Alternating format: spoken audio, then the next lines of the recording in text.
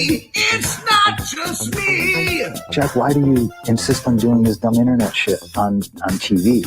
I look and see, it's not just me. This place is a fucking joke, man. You're a clown. I quit. So many of us have stood where I stand. We are the young, so raise your hand. So many of us have stood where I stand. We are the young, so raise your hand.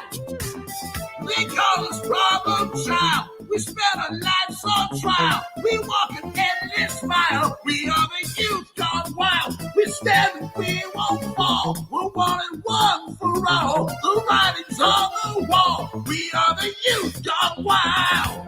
No. It doesn't make logical sense, but it makes. Well, yes, of course. But it makes wrestling booking sense. Of course, this makes no sense. Okay. It makes no sense. However, in pro wrestling booking, which often makes no sense, it would do that. It's about making money. It's not about anything else. Wrestling's always been about making money first and foremost. That's it. Yes!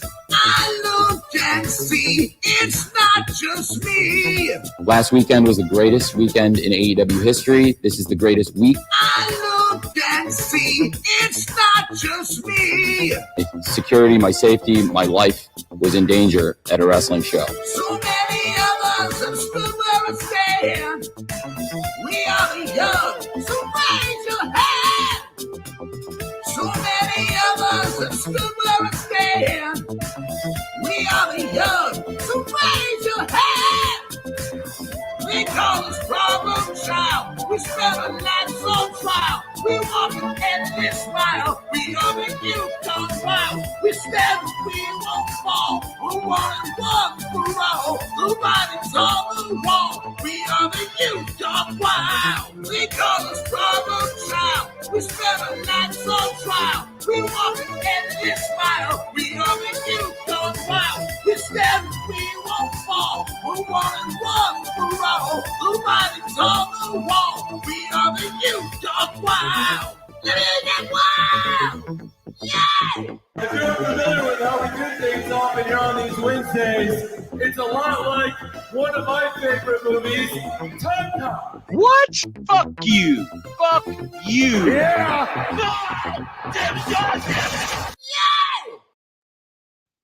Sunday, Monday, Tuesday, Wednesday, Thursday, Thursday, Friday, Saturday, Sunday comes again. 毎日 Sunday, 毎 Monday, 日 Tuesday, 日立の Wednesday, 細長 Thursday, な Thursday, 静 Friday, か Saturday, サラサラ Sunday comes again. 綺麗な空気体には細長が気持ちいいんです日立のビッグフローウェル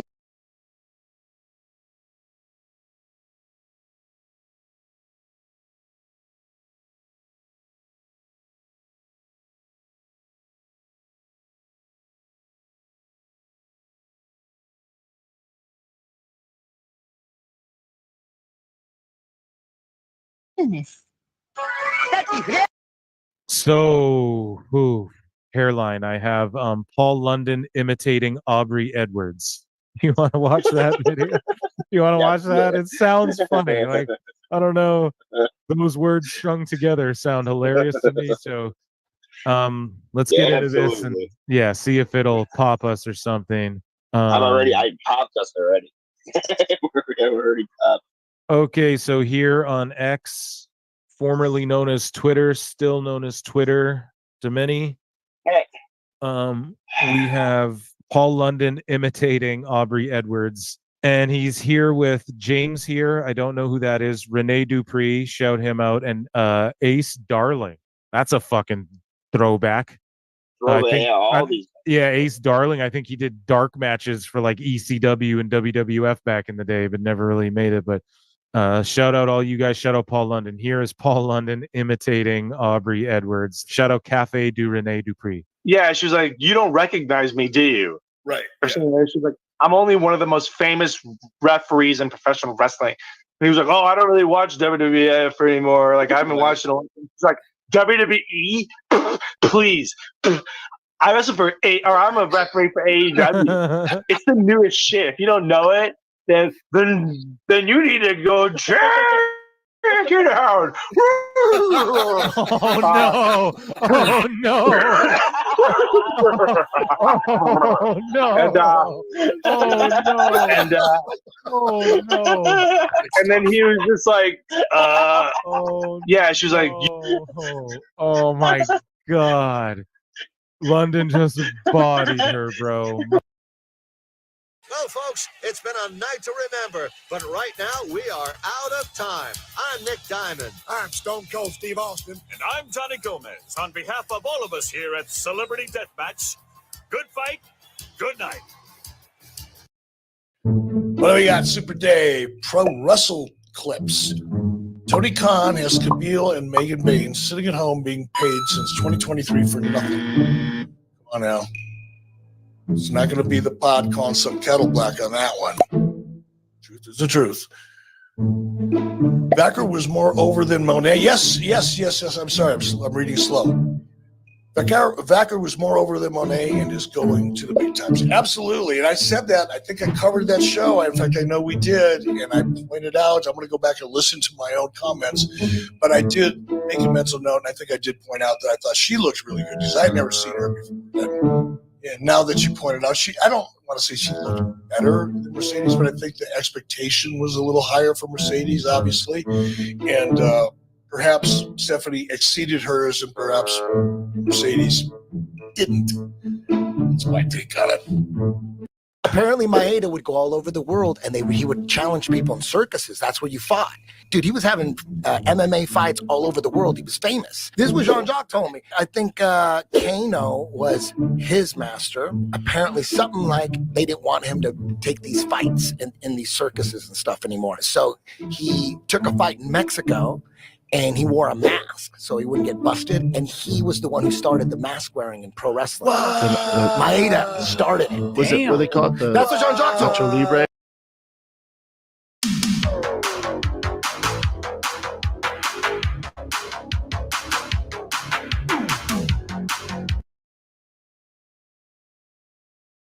What's happening, guys? Welcome to another eclectic edition of PWT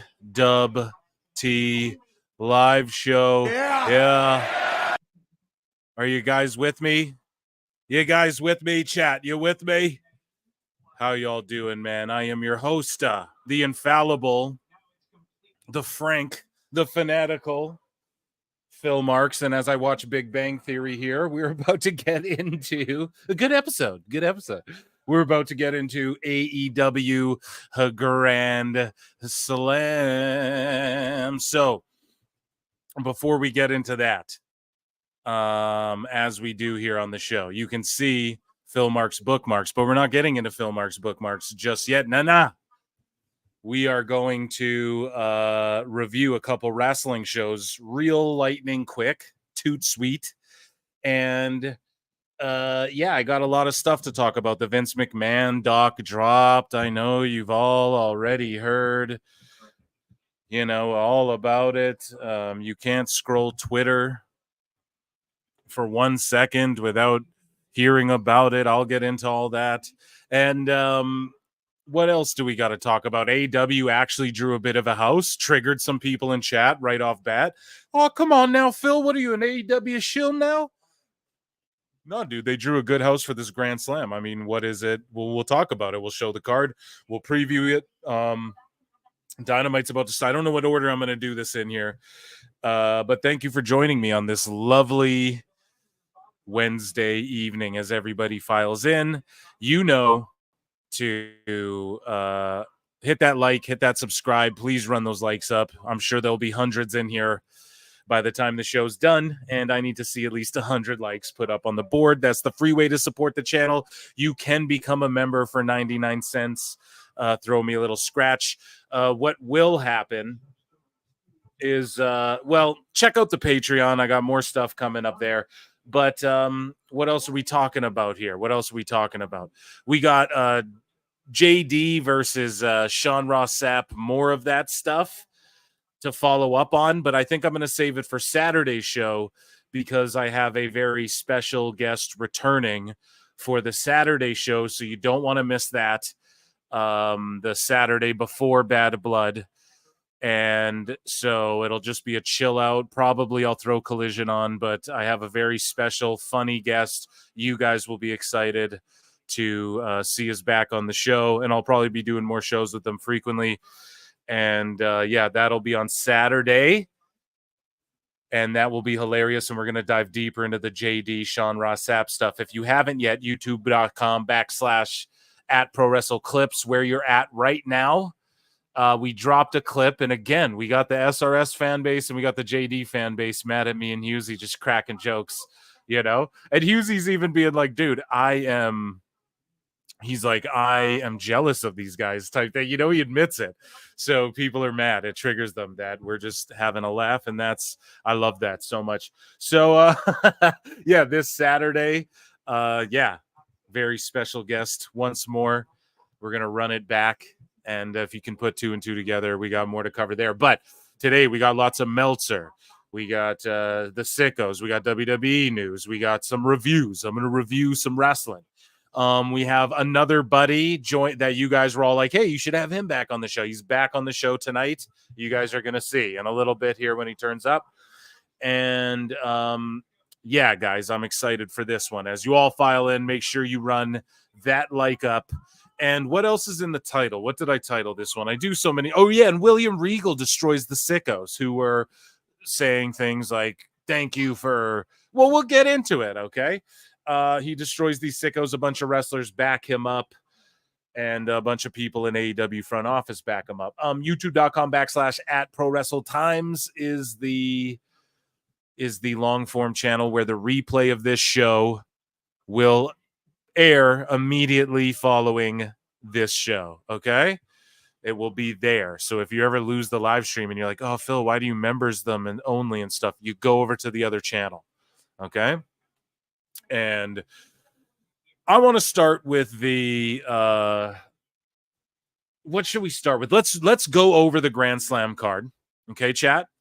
And then I'm going to tap in with you guys, and then I'm going to get into the SmackDown Raw, and we can talk about SmackDown, I guess. Have I talked about SmackDown with you guys yet? Yeah, I think on Saturday. So I'll talk about Raw and NXT, and then we'll focus on Grand Slam. But I'm sure the start of it'll just be like an opening matchup, and it'll just be like a long match, so we can kind of talk throughout that, right? So let's take a look at Phil Marks bookmarks.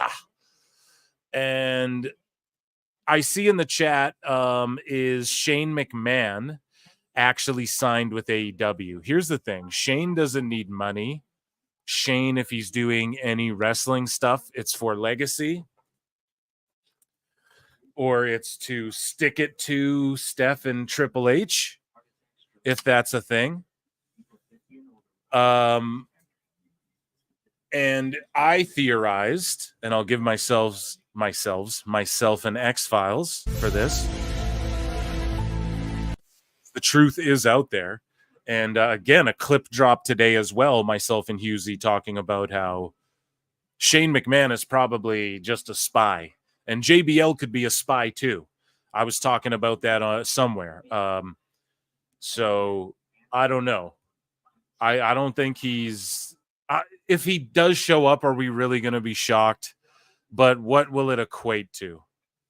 You know, I don't know if it'll really equate to anything. And that's, I think, the big house, quote unquote. So we can talk about that. But AEW drew like 7,400 people or something like that. And for this Grand Slam. And if Brian is cleared to wrestle. So they're trying to build it like, you remember at WrestleMania where Brian gets, I think it was with Shane McMahon.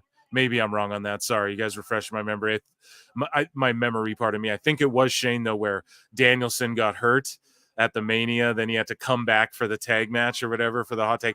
Can't remember exactly, but either way, if Danielson's cleared to wrestle is still the caveat here to this main event. So starting at the bottom, working our way up. Grand Slam is now on the air. Nigel McGuinness is making his way out. So they're starting it with the world title match because, of course, they have to hotshot book it.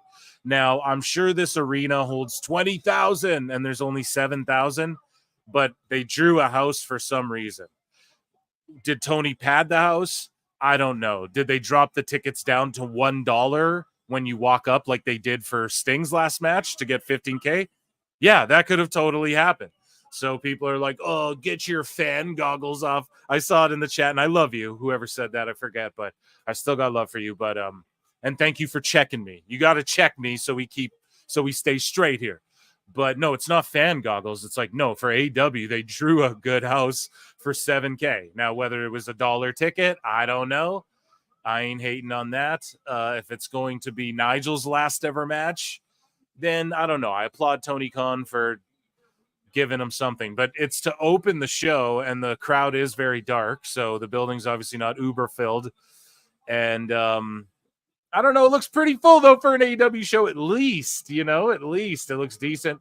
Hopefully the crowd's hot.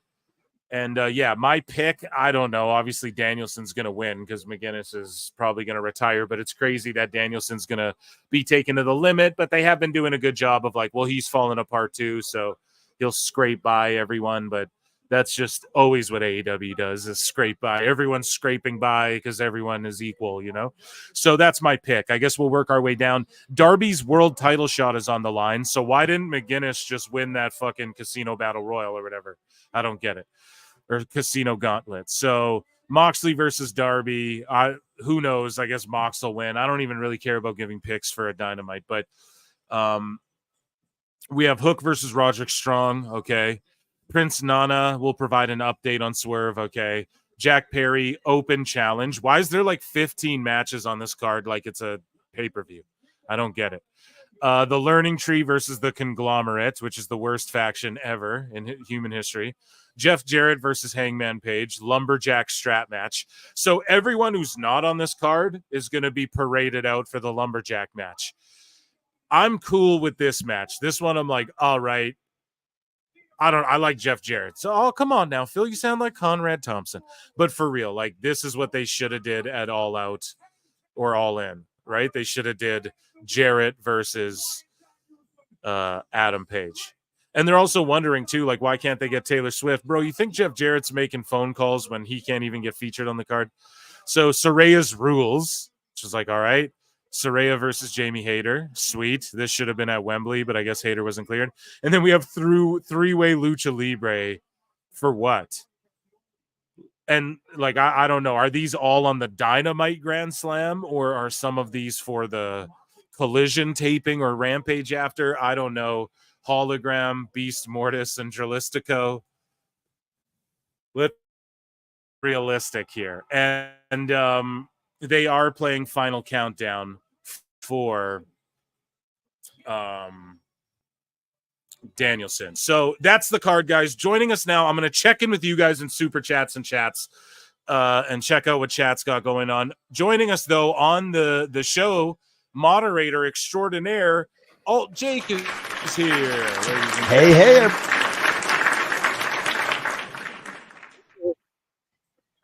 You guys hear me? How you doing? Yes. How you doing? I am great. I'm doing great. Excited to be back. There's a lot to talk about. Holy crap. Yeah, man. Are you watching Grand Slam or what's up? Yeah, I threw it on. I put it on in the background. Just Hell like yeah. Danielson So we have some super chats here. I got to. Sorry. Here we'll get. We're gonna save this big one here for in a minute because Jesus Christ, Plinian came through.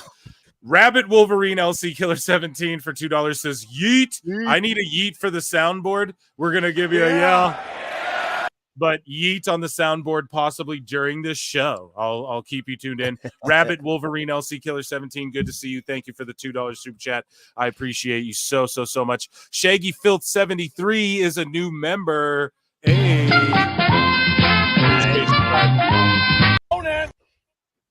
So, yes, you can become a member down below for 99 cents. The best way to support the channel. Or just click that like button. That's the free way. 106 of you in here. I'm going to keep bugging you guys until we get 100 likes. Thank you very much. Pete in Texas for $2 says PWT Grand Slam.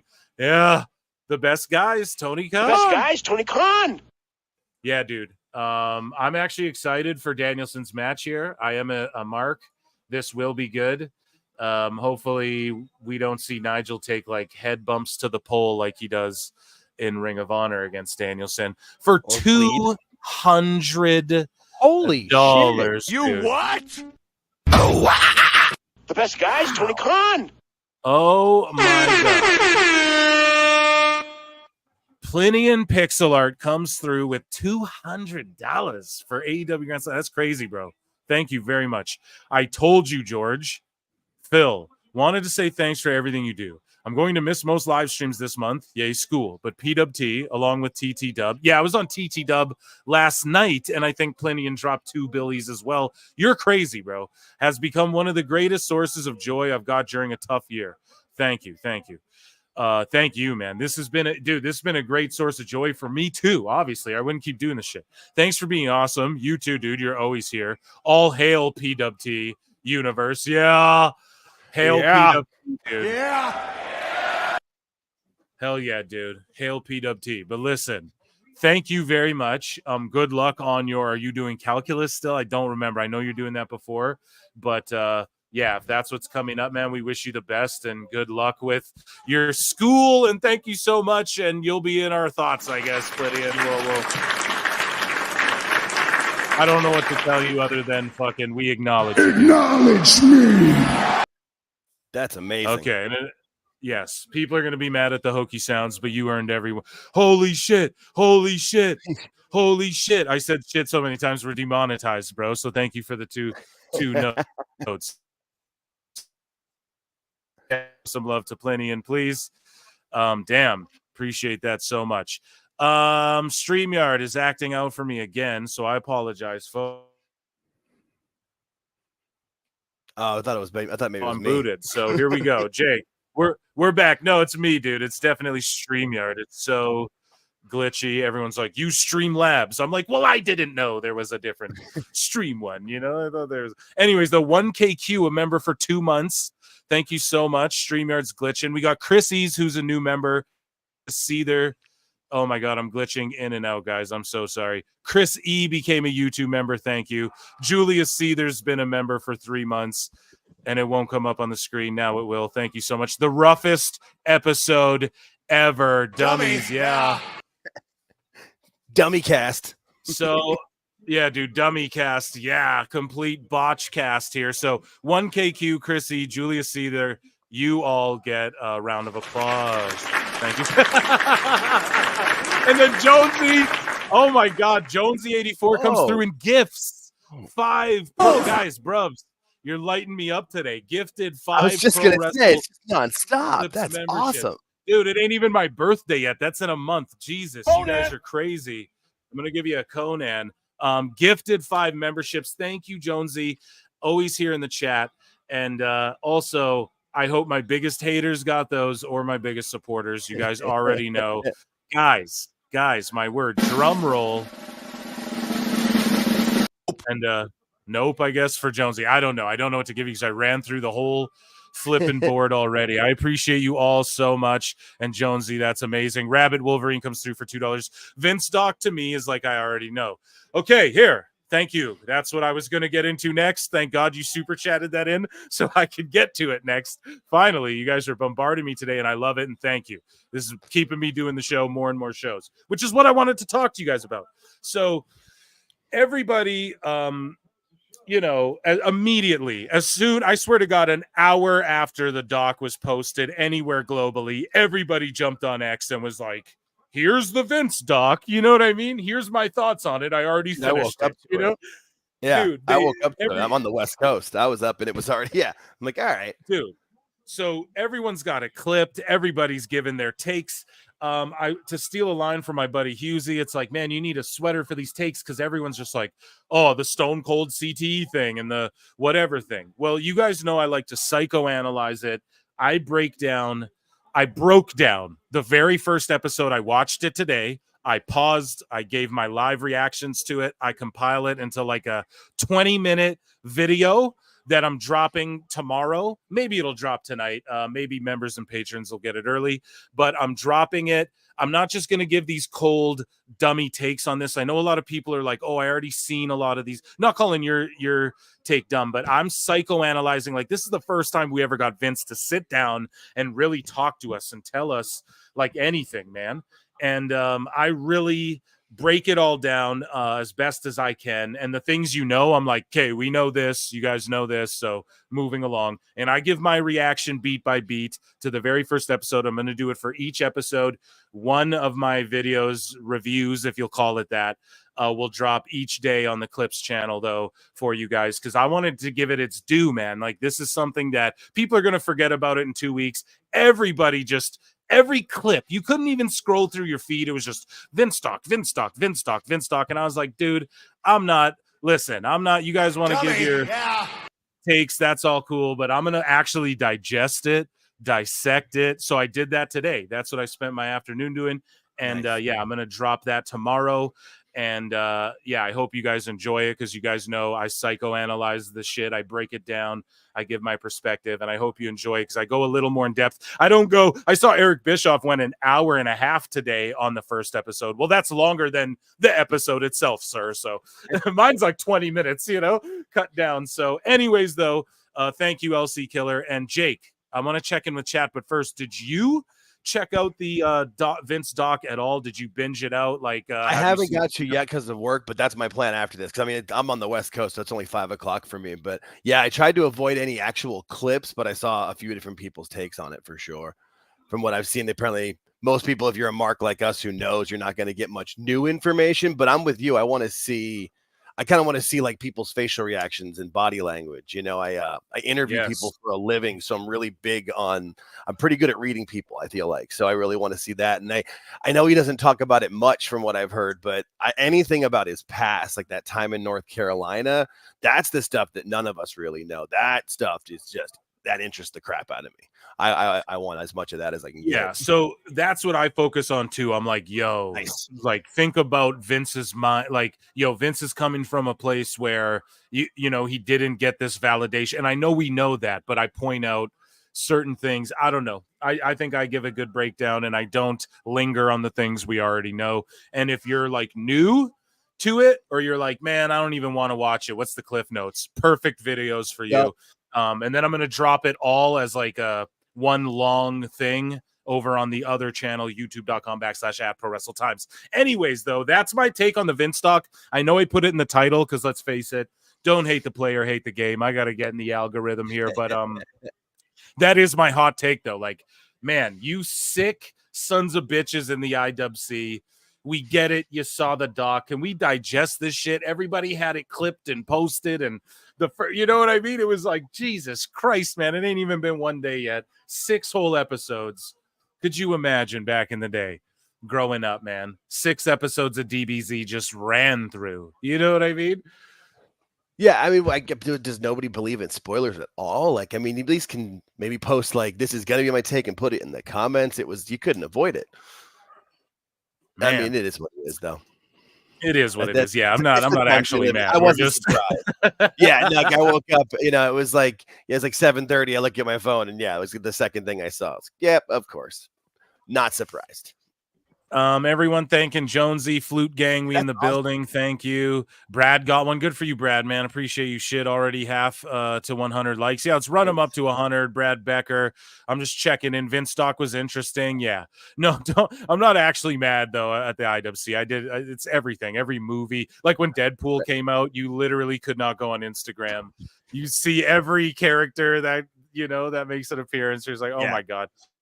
Conrad and Eric had a boring take. Yeah. I mean, that's expected, right? Like they were in the shits. Like they were there. Well, I mean, not they, but Eric was. And I mean, what's the different perspective going to be? It was interesting. I don't know. I'm doing funny bits and laughing at the Tony Atlas stuff and all of that. I'll just trust me. You guys want my takes on it. You won't get a better one than the videos I'm dropping, because it's like me, like I'm sitting there eating a roast beef sandwich with the mic in my hand, live reacting, and then I just chop it down. So the dead air's gone, so you get my exact breakdown of everything and you'll love it. But anyways, the doc wasn't really that I don't think it's supposed to be shocking. I think it's just supposed to be like, pull the curtain back on Vince, but I don't know. I'm only through the first episode, and it was very, well, I don't want to, whatever. That's a video for tomorrow. So anyways, how is the kitty? How's the kitty doing, Jake? Doing good? She's doing well. She's got her next appointment Friday morning. That's the 3rd of 5 chemotherapy treatments, but Oh yeah. I mean, the biggest thing, I work from home, so unless I'm out, doing deliveries or whatever, I see her all the time, and she's definitely, like, you can tell she's feeling a lot better, and she's not going in and out of the litter box like she was, and no blood. Yeah, so I think she's doing well. The vets all love her. One of the vet techs, actually, the last time I brought her, was like, "Oh my gosh, I was so happy when I saw her on the list. I love her." And like, she's like a star. Yeah, right. So, and that's the good juju too from the PWT universe, man. That's that spirit bomb of love. Absolutely, man. That was awesome. That was awesome. Yeah, I took the money and put it right into the card that I'm using for her, because I got to make payments for each of the treatments. But no, and like I said, even $5 would have been awesome. Just feeling the love, but anything was fantastic. Yeah, and I didn't want to just like post it up on the please do, because it's just like send it directly to you. We all love you, Jake. I love it. Thank you. Yeah. So really appreciate it. No, dude, don't ever mention it. Okay, let's go though. People are saying I can't take Tony Atlas serious after the foot fetish. I said what I said about him the other day. I'm like, when he is like on it and lucid and ready to go, he's great. But man, when he is not, he is not. Like he can be. Yeah. But I heard that he like put effort into it, and he isn't like completely goofy Tony Atlas, talking about weird stuff and going off on weird tangents. Maybe they edit it better. I know some of the stuff on the dark side, like blooper clips or whatever that they posted on their YouTube, he just kind of goes off on tangents into weird places. Strange. That's funny, man. So Mark A. Hicks, been a member for, he does, dude. Been a member for 6 months. Thank you so much, Mark A. Hicks, too, with your excellent pick. And Plinian, $5 for Jake's cat. We love her. There you go, dude. So here we go. I'll send you $5. We'll PayPal that over to you, dude. 100%. And Plinian, thank you, dude. You've already done so much, bro. And yes, the kitty, we're glad to hear that she's doing so well, dude. That's what we do. We got to talk about some wrestling. Okay, we got another super chat. Adrian Pfeiffer with Czar 35. It was funny seeing the all-star lineup they had for the interviews at the start, and Davis show, and he looks so out of place. Dude, I know. I laugh about that in the video. Oh my God, man. It was so good to see. And, the best guys, Tony Khan. It's literally like John Cena, Linda, Vince, The Rock, Stone Cold, and then just little Dave. And I don't know, man. It's hilarious. One of these things is not like the other. Yes, you just picture him like waddling his little legs, and there's like he's in like a semi-organized office with like a bunch of boxes and shit. It's just it's too funny, man. It was such a good introduction. If you're not familiar with the Vince stuff, it's perfect. And you guys got to realize that too. It's not for us. This is like for just people who watch Netflix. You know what I mean? So yeah, I mean, how many subscribers does Netflix have? It's for them. It is for them. Yeah, for sure. It's for, people who watch all of these killer, this guy's a monster, or the most hated guy on the internet, or don't fuck with cats. There's like a billion documentaries that take off on Netflix, and I don't know. I'm super pumped it's about Vince, but yeah, obviously they're not going to dive deep into every little thing. Like, what are they going to go deep into the Richard Belzer stuff again? Like, nah, dude, everyone knows about that. Obviously, we all saw Shea Hogan. Yeah. That's what he calls his house in the south of France that they got in the settlement with Hogan and Vince. Yeah, Shea Hogan, dude. It's hilarious. So we're going to go into, I don't know. We're just going to jump around the Phil Marks bookmarks as we get into stuff. I don't know what I had lingering, man, like a lingerer. What should we look at here first? Jake, let's look at UFC and MMA, because that's the one I think the interest level is the lowest. That's more focused on that. Miscellaneous. Let's see what I got in our misc here. Okay. We have Queen of the Ring. So this movie, I wanted to plug this. They're not paying me or nothing, but I just wanted to do it. Queen of the Ring is executive produced by JR's Barbecue, so Jim Ross, and co-stars Walton Goggins, Gavin Casalegno, Francesca, whatever. Okay, Deborah Ann Wool, who's in like Marvel. She's in True Blood. Right? Yeah, the True Blood. Yeah. So Naomi's in it. Trinity Fatu. Timeless Tony Storm's in it, and Camille Brick is in it. Camille Brick. I'm just calling everyone their Twitter handles. That's what it'll be in the future. Hey, that's what I put for my name here. It's like type your name. Sure, I'll put it in my Twitter handle. Why not? Yeah, dude, you might as well. So Camille, though, says, so excited for y'all to see this amazing story of Mildred Burke, the first $1 million female athlete, and of course, the prestigious holder of the NWA Women's World Championship. I'm pumped, man. Here's Camille right here. I'm excited to see this. Lots of good actors and actresses in it. And, JR put some money up is what it seemed, right? To get executive produced. What did he do? He threw some money up. That's probably what it was, right? Just a lot of times you guys see those executive producer credits. I'm telling y'all, they just put some money up. I lived in Hollywood for like 6 years, and that's kind of the thing I learned is if you have executive and you're producing your title, you put up more money, you actually do less on like the day-to-day production. The actual producers do more, but that makes sense for where JR is. I mean, he's collecting Tony's money hanging out in Jacksonville. He's got to spend as well. At least he's put it to good use. And of course, because this is going to do good. And this is entered into the BIFF 2024 Buffalo International Film Festival. I don't know how I'm going to see it. I got this theater around here that plays like old flicks and will play like the indie flicks and stuff. So me and my girl like to get down there. Hopefully they play it by me, or maybe I'll call them and be like, hey, you guys should play this. I don't know, but make sure you check that out. So Soft Ground Uganda. Now you guys know that Duke loves wrestling. Who's coming on Friday. He came on the show before, broke all the soft ground wrestling stuff. And SGW says they wish to apologize for the ring arrival delays due to some issues, but soon unleashing the newly purchased 20 by 20 foot ring very soon. We are so much concerned about your reviews. Keep calm. We promise to display it ASAP. So basically, they still haven't shown the ring. Yeah, I'm not going to get into it all, but it's just come on now. Duke was on. Obviously, they didn't even show the ring. So I'm going to say he was probably right about everything he was saying. You know what I mean? I mean, he is yet to be proven wrong, and he calls people's names out and tags them. He's given people every opportunity to prove him wrong, and I've yet to see it happen. Yes. That's all you can really say. 1KQ says, brother, selling replica belts for $850 at the AEW show tonight. How much are the WWE ones? One rack? One grando? I thought they were like 700. Yeah, I think it depends on which one. Yeah, so $850. What a steal! Yeah, this match is the middest shit ever. It's literally exactly what I thought, and I'm not that interested.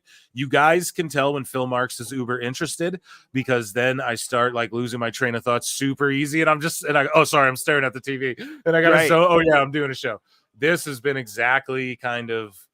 That's the problem with AEW. It's cookie cutter match every time. You know what Danielson's match is going to look like. Sorry, y'all. Jake, go ahead. No, I was saying I looked up like 3 times. I was more interested in listening to you talk. Yeah, well, there you go. So Matt Cardona.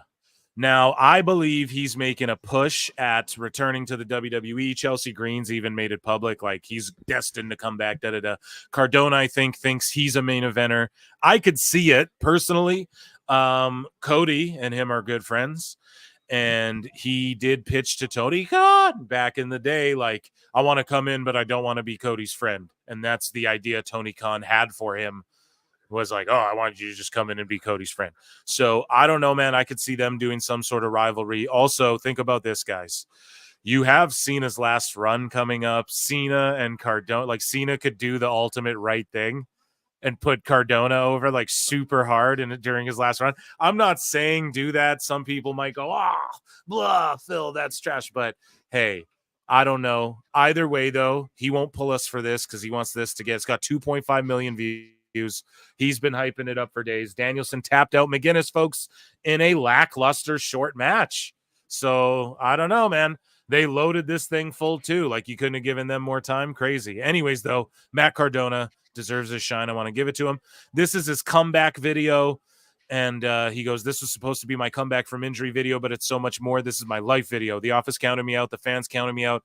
I even counted myself out, but I always come back. It's not over until I quit, and I'll never quit. I'm the complete Matt Cardona. And if this is a promo, he cuts and he comes back, because he's been doing all these wonky gimmicks, right? The Indie God and the Deathmatch King and all this stuff. If he comes back to WWE as the complete Matt Cardona, I love it. Come back to WWE, dude.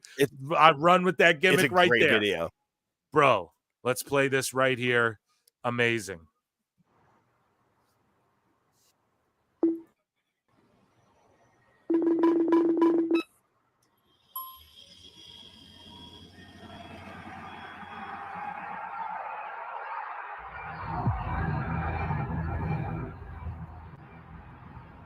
When is enough enough?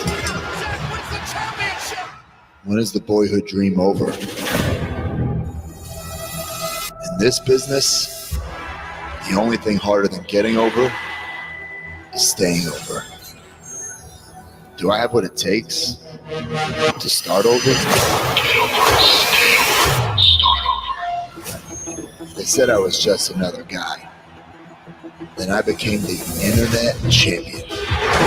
So, not to interrupt this beautiful masterpiece, but Christian Cage comes out to tease signing the contract, and then Kip Sabian, what's his name? Kip Sabian comes out, steals the dude's pen, runs away like Christian, and then Christian goes backstage, and then Neo Moxley and and Claudio and Pac are standing there, whoever.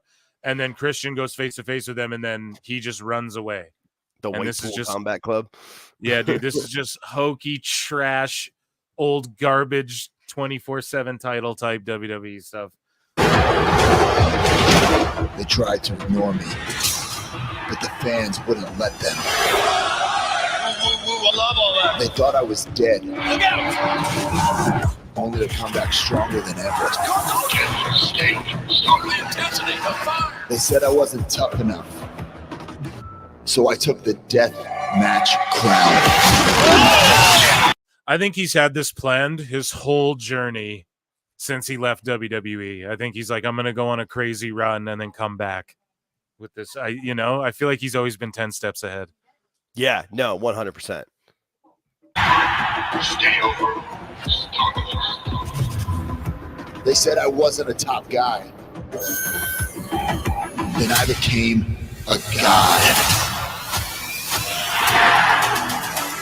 Said I had all the tools. Creative has nothing for you.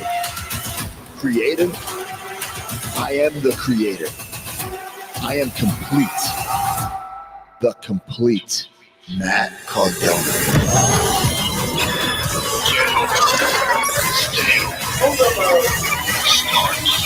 Over. Always me! Here comes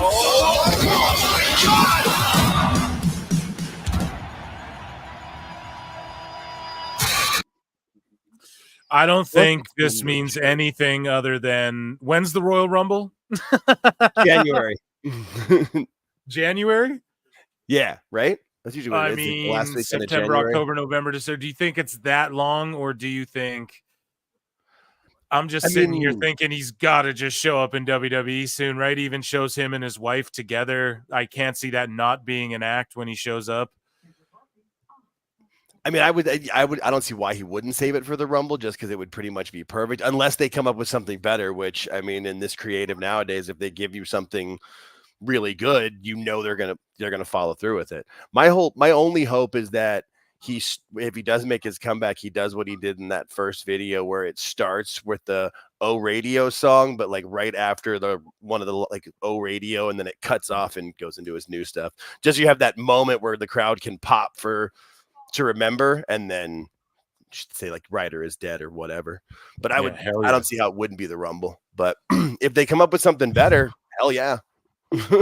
Gotta be. Oh, I restarted the video. It's gotta be one of. I was like, what are those sounds? It's gotta be. It could be one of Cody's friends, like for the War Games or something too. But I just feel like we're gonna get Hikaleo, who's apparently. So I got news. Let's go through the miscellaneous here. All right. Here's a sweet chin music between two strippers in the wild. So let's just check this out. Oh, I don't want to get pulled by the Fed. Boom! Whoa, dude. Let's bring that back one more time. And then she does like an X-Pac stance, like a Bruce She Lee. got back up though. Good for her. I thought she was down. I thought she did the Chris Rock from Friday. You got knocked the fuck out. Yeah. She was down. And she shoots a double leg. She pulled the Jack Perry. Whitest Rabbit for $5 says that was a snoozer of a match, even with the Neo Moxley jump scare. Yeah, dude. Was that Neo Moxley or was that Neo Claudio, dude? I don't know, but yeah, You what? Now we got Hook versus Roddy Strong. Oh, and if he comes home and goes, Hook, I'm gonna just maybe turn this off. I don't know. Thank you so much for the super chat. Remember when people were comparing Hook and Dom? Like, remember when that was an actual comparison people were making? And it was, and at the time, it seemed like, an apt comparison. And look at them now. Hook is the exact same character, if not, reverted. And Dom Dom's the hottest heel in the business and has been for how long? Like, fuck's sake, man. And So Hook just here's sits there some here's some randomness I saw that I thought was hilarious. Jake, I'm sure you'll appreciate this, but Mommy, and she just does a wink. She knows exactly how to just thirst trap the internet without even having to do anything. But this grip strength video of Conor McGregor. So here, we'll watch this, and then we'll watch Mommy, and she beat him, dude. Oh no! One time? Yeah. Okay. One time? Yeah. Okay. So he scored a 5.58, and she outdrew him, bro. A bigger draw, better grip strength, dude. A bigger draw with the grip. Oh Jesus, she killed him. Yeah, dude, she killed him. Let's see this.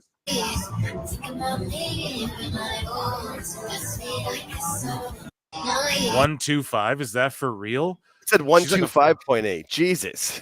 Jesus, she crushed him. 2-time UFC champion. She has 125. Where he has hers was pounds and his was 55.8 kilograms. Oh, okay. Yeah, Okay. thank goodness. All Because I right. was like, dude, That yeah, makes more do some sense. Steiner I didn't math believe and it the other way. Yeah, I was like, wait, that's too much difference. Yeah, okay. Now that, even though still she beat him by 2 pounds, now that makes sense. That I buy. So 125.8 though to 123. That's crazy. He's he's a welterweight fighter, but he primarily fought at featherweight 145 and lightweight 155. Champion at both. Fought at 170 pounds. And she is what? What does Rhea Ripley weigh? Should we Google that? Do you Google what women weigh? Is that a thing? I don't. Yeah, I know. I don't either, dude. I'm gonna sure do it, man. do. Yeah, we're gonna do it. Rhea Ripley weight, height, and weight. We won't make. She's 5'7". Or here, we'll look up. I was gonna guess 5'8" was height. I thought you height and feet 5'7", and then we'll look up her weight in LBS. And I know that's 137 pounds. So she weighs less than Connor, is the same height or taller. And yeah, there you go, you sickos. There you go, sickos. That wasn't me looking it up. It was you. No. Sorry, these videos keep playing after I this complete botchcast today. Okay, we're just gonna get rid of that. Anyways, I mean, hey, if you're gonna have a botchcast, botch it during this show that had the most botching match setup ever. Yeah, during the Like, shit no one cares about. Seriously, like I still just don't understand how they did that shit with Danielson. Like, oh, he can't wrestle, but he can wrestle. What? Jesus. So Botchamania. So breaking NWA Power leaving CW app. All of the episodes are leaving on the same day that NXT debuts. Makes sense. I was listening to Freddie Prinze Jr.'s podcast, showed him out wrestling with Freddie, wrestling with friends with Jeff Dye. And I think his name's Jeff Dye, and he's a good comedian, but he has the worst takes when it comes to wrestling. I can't even, it's worse than Conrad, I feel like. But anyways, so bad. So yeah, bad. Freddie, though, is amazing. And he was talking about, he knows.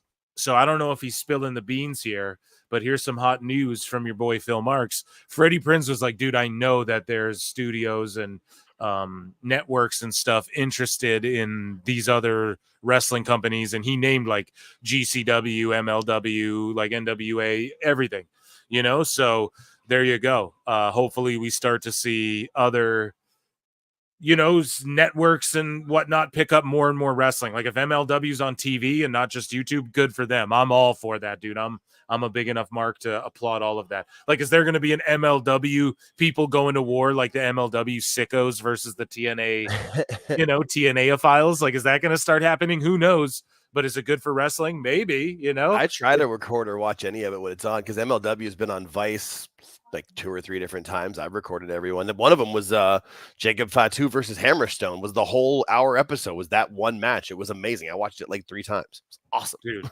They're awesome, and they've both been in WWE. So right, just people talking mess, right? Everyone sees it in those guys.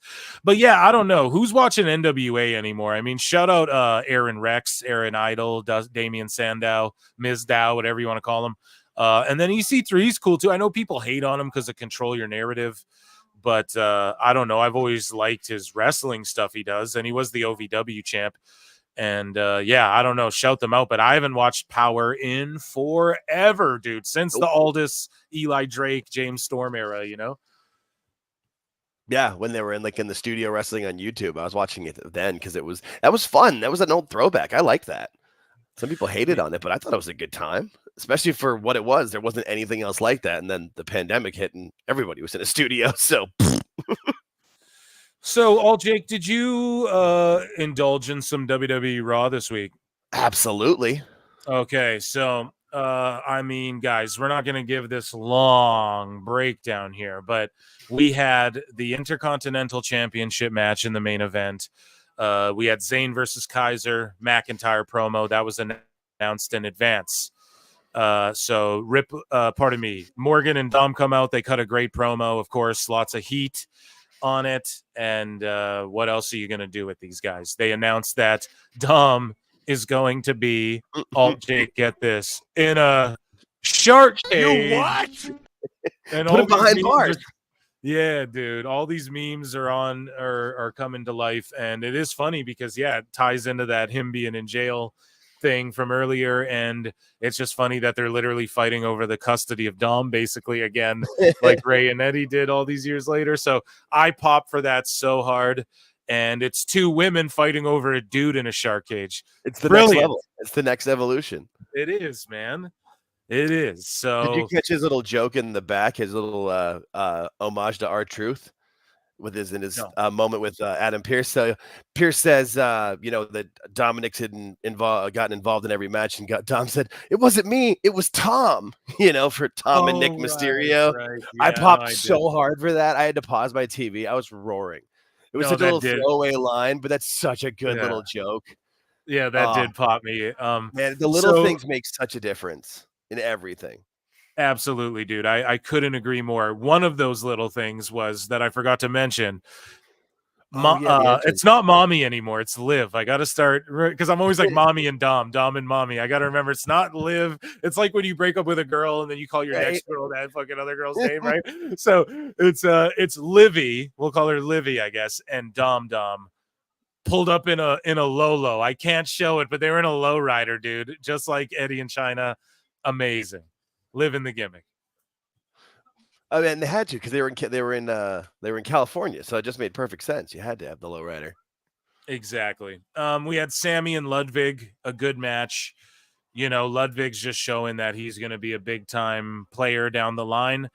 He put Sammy over strong, and then Gunther comes out. He's like, I'm not going to fight you right now or whatever, even though he's in his wrestling gear. Everyone boos. And I don't know, it was good heat. I guess we could, when's Bad Blood? I think we have one more week. So Jake, we'll do I'll get you to preview Bad Blood. Or you're going to be on the Bad Blood watch along with me, aren't you? Oh, yeah. Okay, great. So we're going to do, is everything announced for it? Probably. Let's do a prediction for that. I think most things are, but there's a few other matches that probably could be on that, but they might not. I don't know though, because they've been doing I feel like they're gonna stick to the 5-match card, especially for this one, because I feel like that Hell in the Cell match is not gonna be a short match. No, like, that is gonna take some time, and so is the tag match. Like both those matches are gonna take a chunk of time. Absolutely, and they announced on the and they announced on this Raw that Reed and Strowman's actually not going to be at Bad Blood. It's going to be at the Go Home Raw as well. So that's crazy. Like, that's coming up this Monday. I cannot wait for that. My word. Anyways, though, yeah, it's going to be so good. We got the New Day, you know, Kofi and Woods, American Alpha are back there, and again, this guy explained. I'll just read his notes, okay? Kingston clings to the past to win his partner over and reinvigorate their team. It was great stuff, and I agree, it was great stuff. It's about time the New Day felt important on the show again, and yeah, they do. They feel like they could threaten at the tag straps, but also that breakup seems to be happening sooner or later. But Kofi's like, nah, dude, I fumbled the play. It's you. You can call the plays. You can do your thing.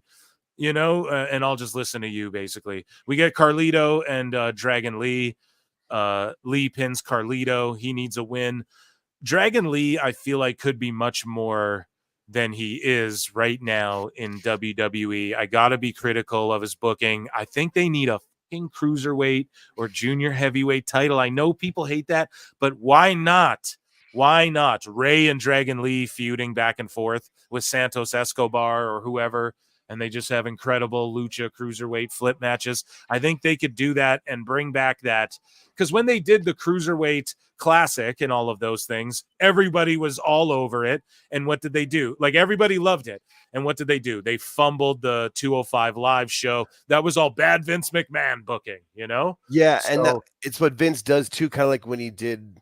Like, they needed to just be a part of the show. If it stays like, if SmackDown goes to 3 hours, that could be part of the show. Yes, and that would be why fun. not? That would work totally. The problem with Vince was he would go in too much. Came with like ECW. They were fine doing the one night stands once a year, little teases here and there, like a good pay-per-view, but the bringing the show back and then putting it on Sci-Fi was just asinine, but it was too much. That was what 205 Live was. If they'd have just had it as part of it, that works really well. And that's part of wrestling. It's flavor. You need that different flavor on the show. I think that would work very well.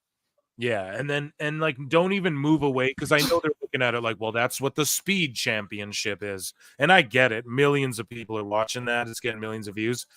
But as far as the TV goes, I just think, because when you have guys who are so big, and then guys who are so, not that like I can't watch Dragon Lee fight anyone and make it believable. Rey Mysterio did it.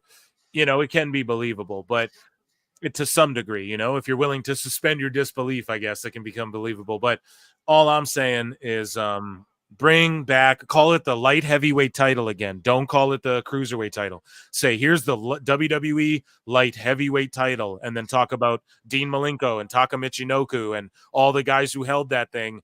I know it wasn't a supremely long-lived title, but just do it, bring it back, give it some heritage, and then talk about how it took form in the form of the cruiserweight title and the cruiserweight classic and all that. But up the limits a bit, I guess, with the, don't call it 205-pound weight limit or any, I don't know. You got to do that, and I think you can have some guys really stand out. But anyways, and the history too, there's there's some future Hall of Famers in that history with like Christian and Matt Hardy had it for a while. And there's got to be some tie-in, like not to tie it in with the UFC, but use that, use whatever they're doing with their division that's under the heavyweight, just kind of to give it more meaning. No, that's a good call.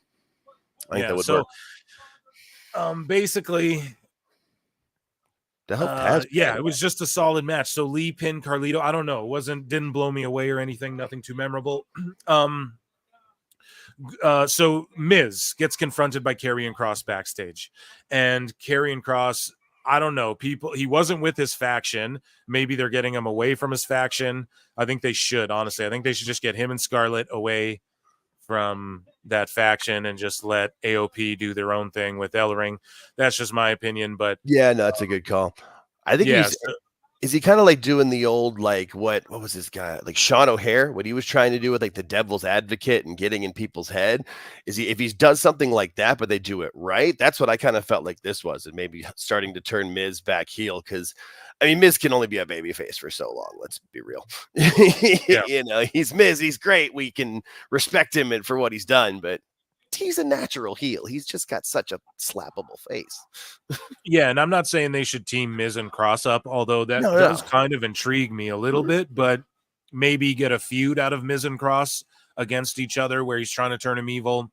Yeah. Or just have Miz turn evil and I don't know, against Yeah, R-Truth just feels again. like Miz is he's getting fed up, and eventually that's what it's gonna be. Is he's gonna, like, when Truth comes back, he'll like team up, and maybe they'll do well for a little bit, and then something will happen, and he'll just snap. Because that's the easiest way to turn anybody heel. Beat up R-Truth. There's no way anybody's gonna be on your side. You beat up Truth, the entire planet hates you. Everybody loves R-Truth. Even John Cena showed up for Truth, dude. Right? So we have Ospreay and Fletcher versus the Bucks up next. Anyways, the Miz versus Bronson Reed, they built up to and this is why they're going to do Braun Strowman versus Bronson Reed on the Go Home show, guys. I'm dropping facts right here. Sorry if I didn't see this. Whitest Rabbit for $2 says another stinker. At least it was kind of short. Yeah, you're right, dude. We'll give you a price. And thank you for the $2 so much. And I'll also give you and myself an X-Files. And this is why. The reason they're not doing Braun and Bronson on the pay-per-view is because they're going to explode the ring with a superplex between these two guys like they did with Lesnar Big Show and like they did with Mark Henry Big Show. They're going to explode it with Braun and Bronson. Fun. Yeah, they've been teasing that they have to reinforce the ring. They've had all the securities come out, and then they teased this big superplex during this big brawl, and it didn't work. It didn't happen. The crowd was ready for it. The rope too. So yeah, you're right. They're building. The next move is the superplex, but they can't do it at the pay-per-view because it's not the main event. So this will take place in the main event of Raw. They'll explode the ring to end the show going into Bad Blood. I almost guarantee it. I cannot wait. Savage Wrestling Podcast for $4.99 says, sorry, I missed the show at work right now. You what? No, I appreciate you. Guys, Tony Khan. Thank you for being here and even tapping in for a minute. Replay, of course, will be posted over at youtube.com/@prowrestletimes. Shane Slug. And thank you, Savage Wrestling Podcast. We're going to link up sometime soon, too. Yeah. That'll happen for sure. Thank you so much. But I've been enjoying this Bronson Reed, Braun Strowman stuff. My guy, Alt Jake, this one was a bit of a mess with all these dumb securities bumping around like idiots. This wasn't my favorite one, but the tease for the superplex I really loved. However, this was like to follow up the things they did the last 2 weeks or whatever. I don't know if this did a good job of that. Those security, a lot of them were goofy. They weren't selling the moves good. And I wouldn't say it hurt it, but thank God this match is next week and they don't have to think of something else crazy to do again with these guys because they're running out of shit. They got to have this match already. They kind of hit their mark. Yeah, because everything else has been fun, like the stuff with the car. When they break stuff, it's fun. But yeah, you can tell that those quote unquote security guys are guys like, give me a contract or give me a tryout, which I get. I fully understand. But yeah, some of it looks a little hokey. A bunch of wannabe Rickies, dude. Yeah. Especially, oh God, I didn't even think about that. Yeah, you're right. They saw Ricky the 2 nights before, and they're like, "I'm gonna get my shot. I'm gonna sell." You know who I saw on Twitter? Ricky's wrestling. Him and his partner. I guess he's part of a team, and he's wrestling FTR like on some indie or some shit coming up. Of course, I mean, good for him, but yeah, it does not surprise me. And so McIntyre, I cut some promo about how he's real wrestling, and what they did in WWE wasn't, but Ricky probably got 10 times the paycheck for taking that one stunner. So, is what it is. So, yeah, exactly. So Drew McIntyre, though, responds to Punk. So Punk cut a great promo last week. Some people didn't like it. I enjoyed it. Drew cuts a great one this week. They're stepping inside a Hell of a Cell. We'll preview the Bad Blood card. What more can we say? This was an amazing promo. And here's the thing. I'm going to steal this from Freddie Prinze a little bit, though. He's talking about how he kind of got the whole thing over with me. Well, I'm not going to steal anything. I'm just going to say I agree with Freddie Prinze's take. I listened to his show today on a long, beautiful walk today. And I really enjoyed his take about like, no, dude, it makes sense for Punk because of everything he's been through with this guy and everything he was through before. And then when he comes into WWE, like at the last place, and then he comes into WWE, the injury, and it's like he's been through everything. Like he just wants to have his return to WWE and wrestle. And this guy's took it to such a level where Punk's like, dude, I don't care. What am I going to do? I've done it. Like, I'm really ready to die in this cage with you. You know what I mean? And I don't know. Freddie Prinze got it over with me. So I don't know, guys. I'm more, I know I was a little like Mish was kind of roasting it a bit. And I was kind of like, yeah, it is a little, intense to go that deep in wrestling. Cause like, if you say I will die, you have to win. So Punk's obviously got to win or else Drew's got to kill him, as Jim Right. you can't promise to die if you're the babyface, or that you will kill someone. Cause if you don't, then you messed up. So I don't know. I think that will be match of the night there. Apparently the dirt sheets are saying they don't know what will be the main event, either the Hell in a Cell or the title match. Who knows? But I'm so looking forward to this. This has been just a grade A feud. And I don't know, just such good storytelling in WWE. As soon as you think they cool off with the bloodline. Yeah, the bloodline's a little...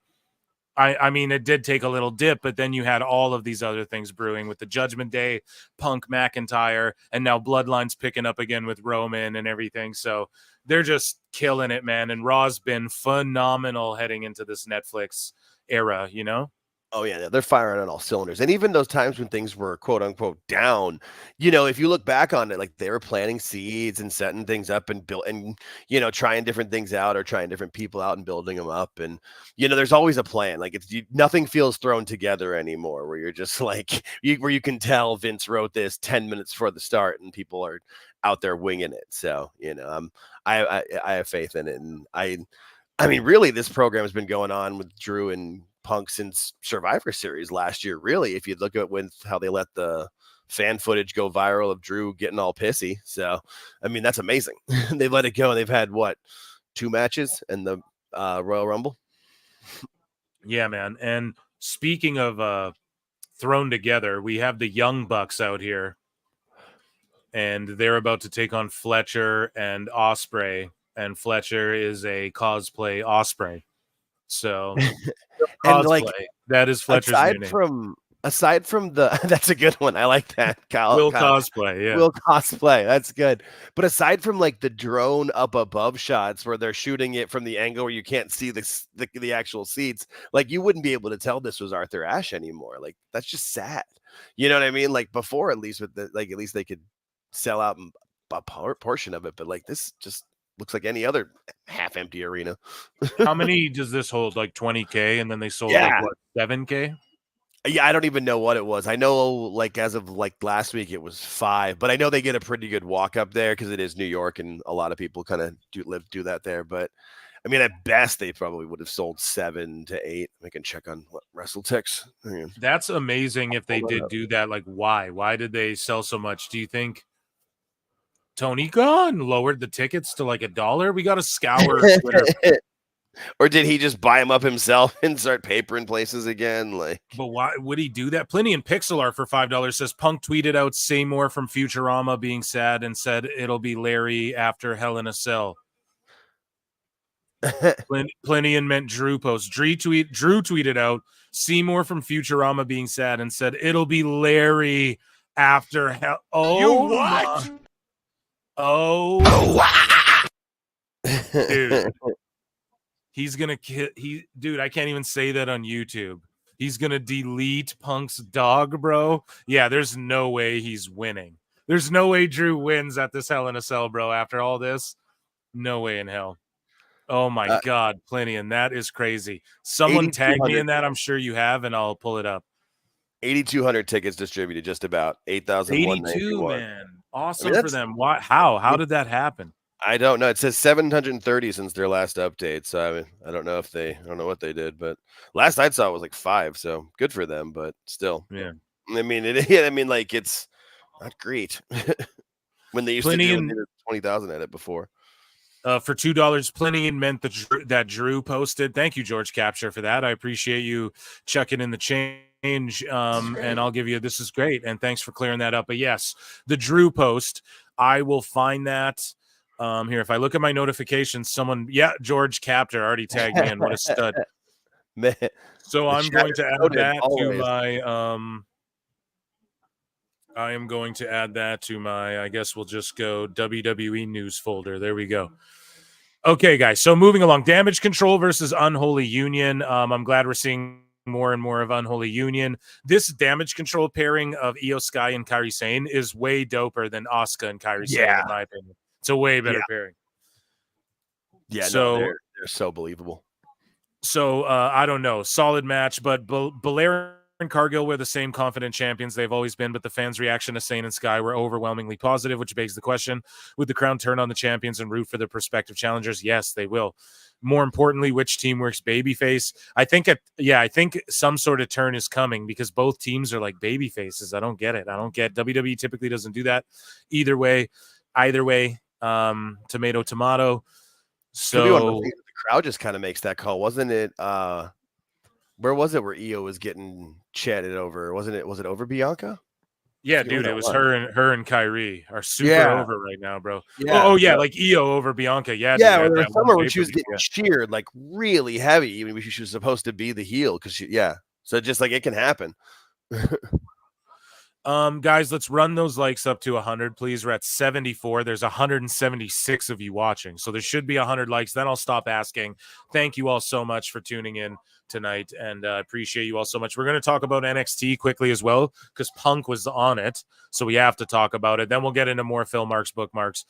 The New Day versus American Made. So the story continues. There's a through line throughout the show. American Made defeats the New Day in a match that went a smidge too long, but they got the point over. Like, we kind of had to grease them out, but we hit the Brutus ball and get the win, whatever. Chad Gable was interjected in the match, as you see here. But New Day was whooping that ass for a good chunk of it, though. So it was pretty good. Like, they still look strong as a unit, obviously. But and probably would have won if Woods didn't attack Gable. So they told that story in the ring too, with it, which was good. Right. So Woods attacked Gable, and that sort of caused a distraction, which made them not win the match. And I don't know. I'm like, dude, ref, you're going to call a DQ, though, too? Because when there's too much shenanigans, I'm like, come on now. Because the other week, didn't we see like a DQ and a guy broke up a pin or whatever on SmackDown? So it's like you gotta call a DQ, and there's if people are touching each other and shit. I don't know. You can't be throwing Gable over the ropes and then he's in the ring. Like, there's got to be a DQ or something. You know, the ref interjecting that or something. Whatever. I'm being too old school, I guess. But yeah, it's just a great work. I always feel that way with that. I'd rather, because otherwise, then you start to get to AEW where they can be holding a chair. The guy's in the ring holding a chair and they're just pointing at him. Like, come on. Or the ref counts to 5. Yeah, and then the tag teams are still doing moves, and then he just stops counting. And it's like, well, what's going on? Why were you counting? So just showing you that I can do it. So there's a package for Priest and Balor. Amazing work from Priest. Amazing work from Balor.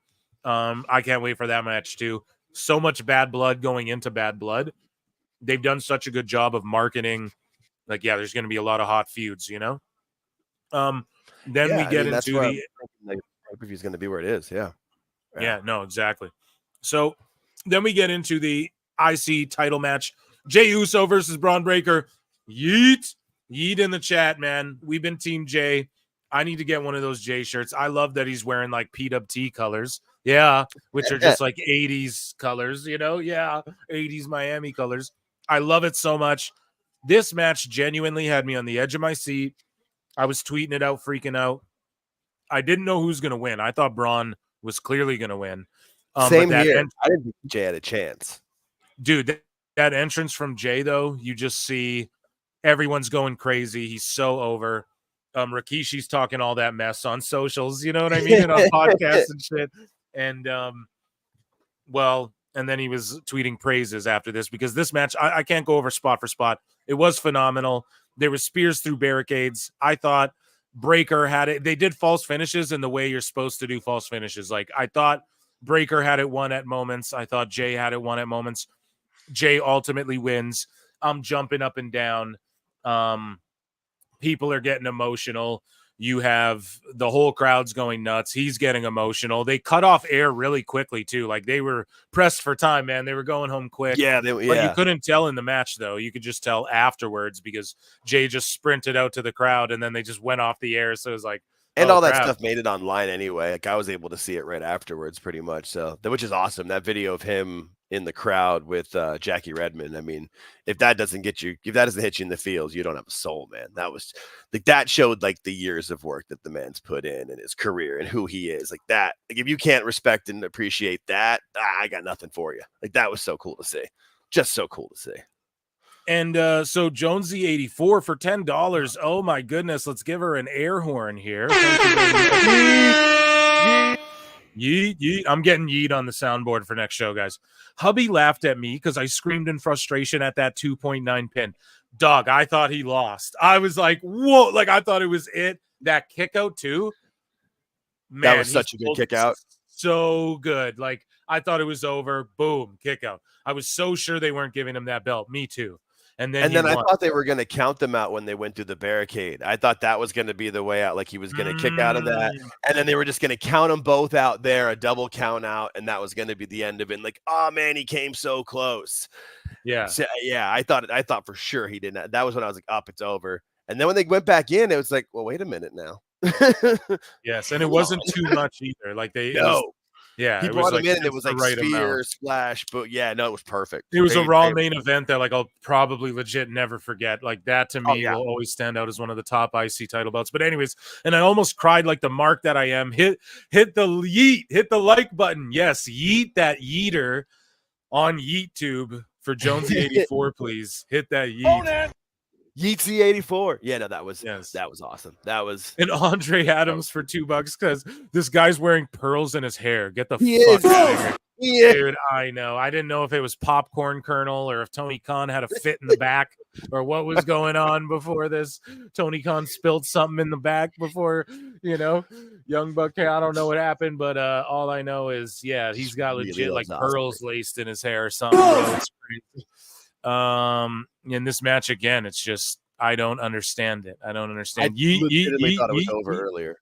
I thought it was over and stopped watching. Look back, I'm like, they're still going. Oh, yeah, God. And the Bucks stole that indie guy's move that Will Ospreay tagged the Bucks in a thing, and we're like, sign this, bruv. And it was like a kid on like an indie in front of nobody doing this super shitty bounce off the rope powerbomb move, and the Bucks did it in this match.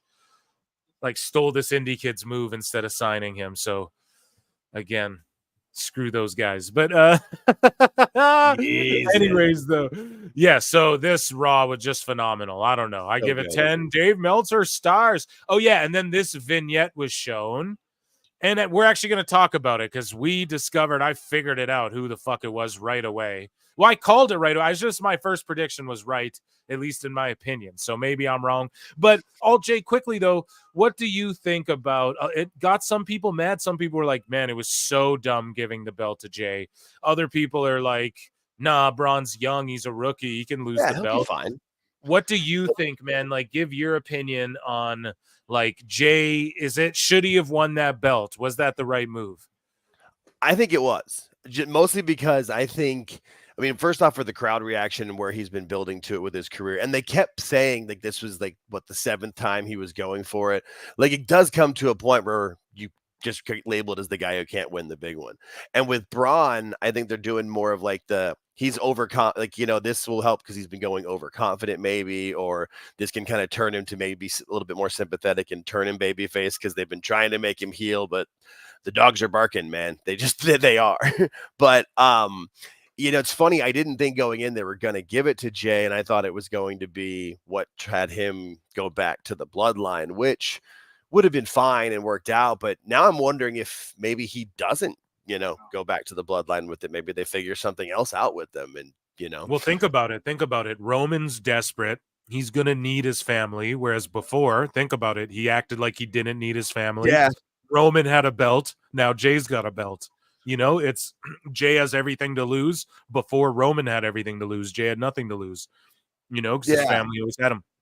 George just nailed it. George with right there, and he's put in the chat. He says Jay is so over right now. You have to cash in. That's how I felt like, especially like after it happened, because it's very rare for me to feel like what I was feeling there for it with genuine. Like I was just so happy for the guy, just like as a person, and like I'm a fan, obviously, but it's very rare that like you actually care about is it Josh or Jonathan? I always forget what the real name is. There's too many J's in there, but whatever Yeah, it but it's is, just Jay and I Jimmy. felt Yeah. for him. Yeah, exactly. I felt for Jay. Like I was like, yeah. Especially with, 14 years just in the WWE. Think of the years before that, and then with them and their father. I mean, it's been his whole life has been being a part of this business, and this is the first, singles title he's ever won. Like, yeah, that's awesome. I couldn't have been happier for the guy, and yeah, I felt like it was the right moment, especially too with their storytelling. I don't feel like it's a Vince move where it's like they decided to pull the trigger, right before they went out there, and they don't know what they're going to do moving forward. Like they'll be fine. They've got it figured out. Yeah, they've got a plan. I think it ties into like what I was saying there too about Jay now having a title. Like, because Roman's going to need help, man. That's what I think Hikuleo signed for. Yep. Anthony Strano for $2 says Meltzer's got a flute in his pants for this. Guy is Tony Khan. It's like one of those little, like the really tiny ones, the piccolos. Yeah, one of those wazoos or whatever they're called. A kazoo. He's got a kazoo. Kazoos. A wazoo. What the fuck's a wazoo? Kazoo. A kazoo in his wazoo. That's what he's got. Oh my goodness. I mean, that's what's in his brain. When you listen to him talk, that's what's in his brain. Good Lord. So we're gonna get to WWE NXT results quickly. We're gonna fly through these because NXT was awesome as well, but Punk was hosting, so we got to talk about it. So Julia Gulia comes out in the finale. Basically, man, a bunch of stuff happens. We get moments with Ethan Page and Punk where Ethan's like, I've been where you've been and blah, blah, blah. I'm a champion now. Keep your shit away from me kind of thing. And then you had Trick Williams get good advice and get put over by Punk. They brawled it up. There was matches, Renkowski versus Kalani Jordan. Ren Sinclair, pardon me. She was Maddie Renkowski in AEW. Yeah. And on the indies, I've been putting her over. She's amazing. And they had a great match. Axiom, Fraxium, as they're called, are doing their thing. Is No Mercy the same weekend as Bad Blood? I don't. No, they already had No Mercy. No Mercy just happened. Okay, yeah. So there's no NXT PLE with this one. Good. I don't think so. No. Okay. So no, they're because everything for them is the move to CW with the two shows, the Chicago show and then the St. Louis show. That's everything they're promoting. So these Hank and Tank guys who have been getting over kind of with their promos, they are like the new. What do you compare them to? They're like the Rocco Rock and Johnny Grunge. They're like what were those guys called again? Sorry, the Public Enemy. They're like the new Public Enemy sort of, and they're called Hank and Tank, and I love that. And they beat the Good Brothers, Gallows and Anderson, which was amazing. It was a good match. It was a great match. And this guy rated it a D+. Oh, this guy rated it a D+, bro. Meltzer disciple. You could tell the Good Brothers were walking him through a lot of it, but that's what they're supposed to do. That's the whole point. Like, that's the point of being, seasoned veterans in it. No, I thought it was a great match. That's what I like about NXT. You can legitimately watch people grow. Like you're saying with, Ren Sinclair, Maddie Renkowski, like you can see how much better she gets week after week after week. Like not only in the matches, but she's more comfortable in the promos. Like you can see the work being put in. That's what I, enjoy watching with it for sure. And a buck kicked out of a Meltzer driver. Oh, of course. Yes. So, or no, it's actually called a Tony Khan driver. So Lexus King versus Oro Mensah, and Lexus King, man, the dude's over right like Rover, but Mensah pinned him, and King's gonna have his day one time, being like a super over babyface. But for now, him just being this shithead heel who's able to do jobs and stuff. I like him in that role. Hopefully, he can get out of NXT though. One day, he's not ready for it yet, but one day, hopefully, he just doesn't get like relegated there. Anyways, though, we also had we had Ridge Holland win. He's did this whole thing where he joined Chase U, then he beats up Chase U, and he's doing his thing. Wendy Chu and Rosemary took on Carmen Petrovich and Brinley Reese. And dude, seeing Rosemary in NXT, I love that. I tweeted out, it makes my heart warm. I just love seeing it happen to see her there. They had an A-Town Down Under, and they had a Waller effect. Was it last week or this week? I don't remember. But they had A-Town. Yeah, so A-Town Down Under took on Javon Evans and Cedric Alexander, who are a team now. And Evans is taking on Orton in St. Louis. because that fucking RKO about to be crazy. No, that's going to be the craziest RKO anybody's seen since the Evan Bourne one. It's going to be something like that. Waller and your boy Theory get a win. We have stuff backstage. Punk comes out for the Julia Roxanne stuff. There's a press conference, or I don't know if Punk's out there. Pardon me, but does he go out there for it? Did he come out at the? I think he came out at the end. I can't remember, but Funaki comes out. That's all I know. No, he didn't. He was out with he's out in the middle with Paige and Frazier because the ending was the Titantron. Right. Sorry. Yeah. So, but we had Funaki come out. He's translating for Julia, which is amazing, dude. And then Julia's talking her shit. It has a big fight feel. You got Roxanne Perez there. And then on the Titantron, as the show goes off the air, Stephanie Vaquer comes on screen and says, like, look, I'll be waiting for whoever. Yeah. Like, I'll be waiting for your title match or whatever. This guy rated it a D-. This is a fucking WWE NXT hate for sure. But it popped me hard, and the women's division, man, we're going to get Julia versus Vaquer seemingly like right away, dude. Unless Roxanne pulls out the win and then we get a triple threat or something. I don't know, but that's kind of what I'm thinking now is that the match on the CW will end in some sort of schmoz or some sort of fuck finish or something. And then that'll be, have it as a triple threat. I was not expecting that. I was expecting Vaquer to show up after the match in Chicago, like in person, but that was kind of cool how they did that this way. I bet she'll do that to make too, it though. Different. Oh yeah, no, I think she'll be there too, but it was just cool to have her come up on the screen where she did, to have it kind of be that way so that going into the match, they can kind of promote that already, and she'll probably be in the crowd or whatever. Yeah, and they had to be a little bit different because otherwise it'd be the exact same debut as what Julia did, where she showed up like at the end of a match and stuff. And they're always keeping on their toes, even though it's always something different, which I appreciate.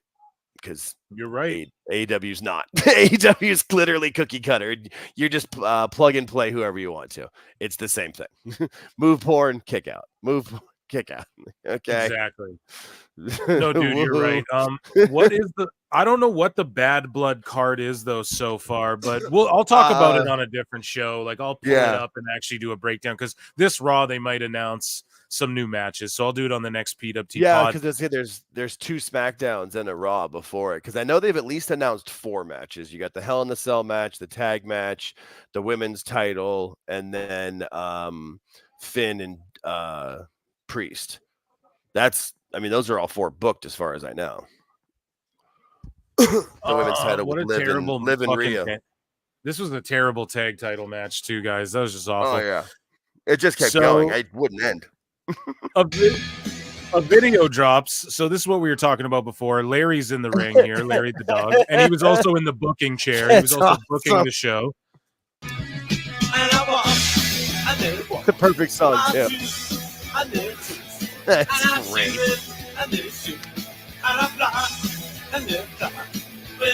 Oh, they're gonna love me playing that music on YouTube. But yeah, so there's Larry the dog doing. Come on, thing. Ramones, be cool. You're the Ramones. If you can't, if the Ramones Don Stevens you, that is so not Punk. That's like the answer. Come on, Ramones, be better. And then Drew McIntyre posts this: Larry after Bad Blood. Yeah, where the dog's waiting for Fry forever.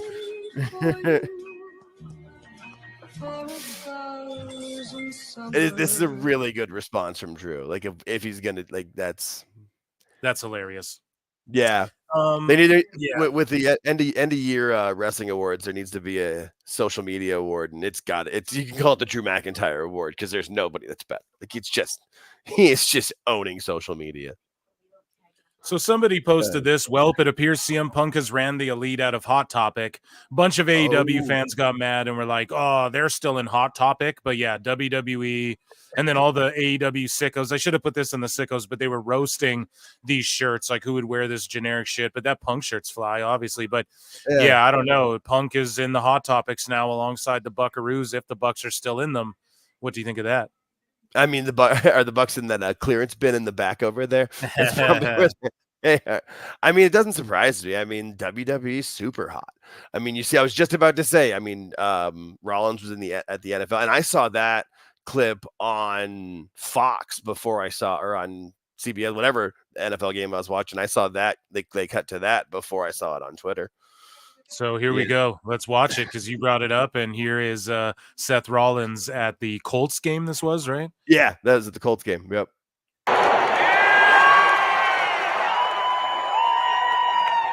And people thought this was real and shit. It's like, come on, man.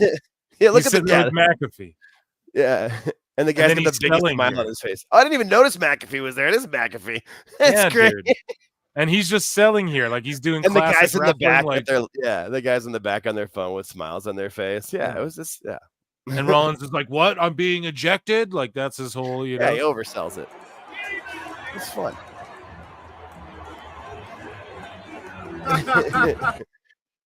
Yeah, and that guy was a former Colts player. The guy who threw Rollins out. Yeah, I'm sure Rollins just went back to that suite and just didn't make it out to where he could be seen by the general crowd. Hikuleo has been added internally to the WWE NXT roster.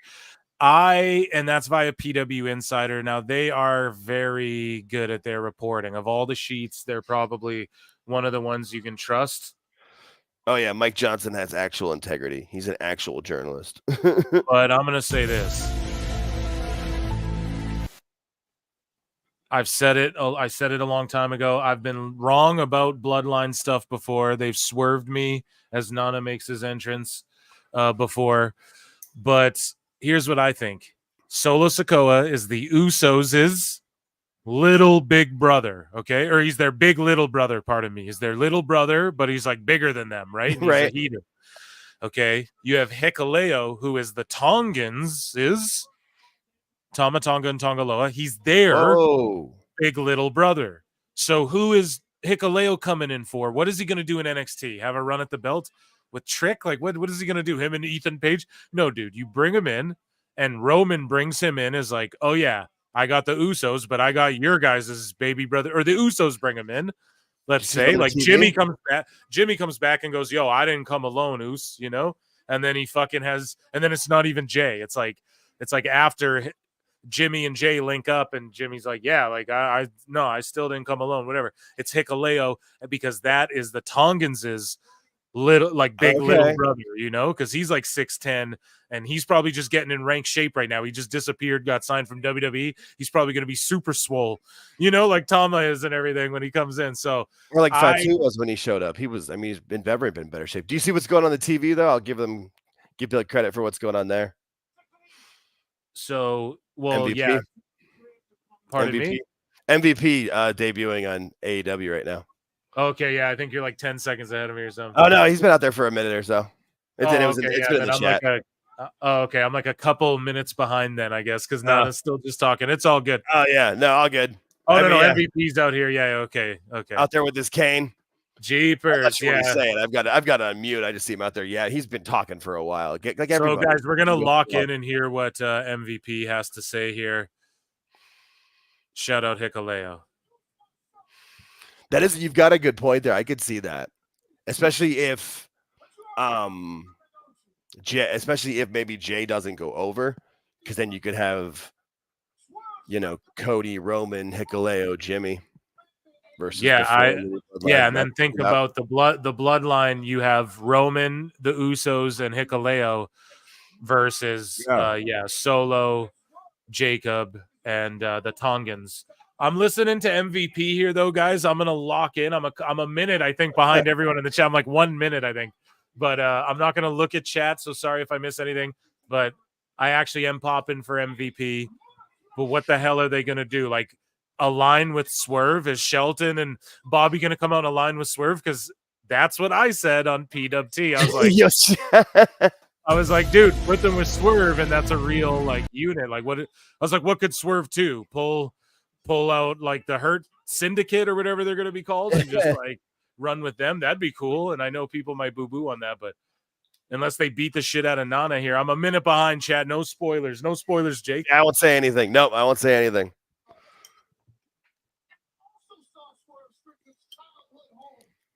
But I could see that though with how, yeah.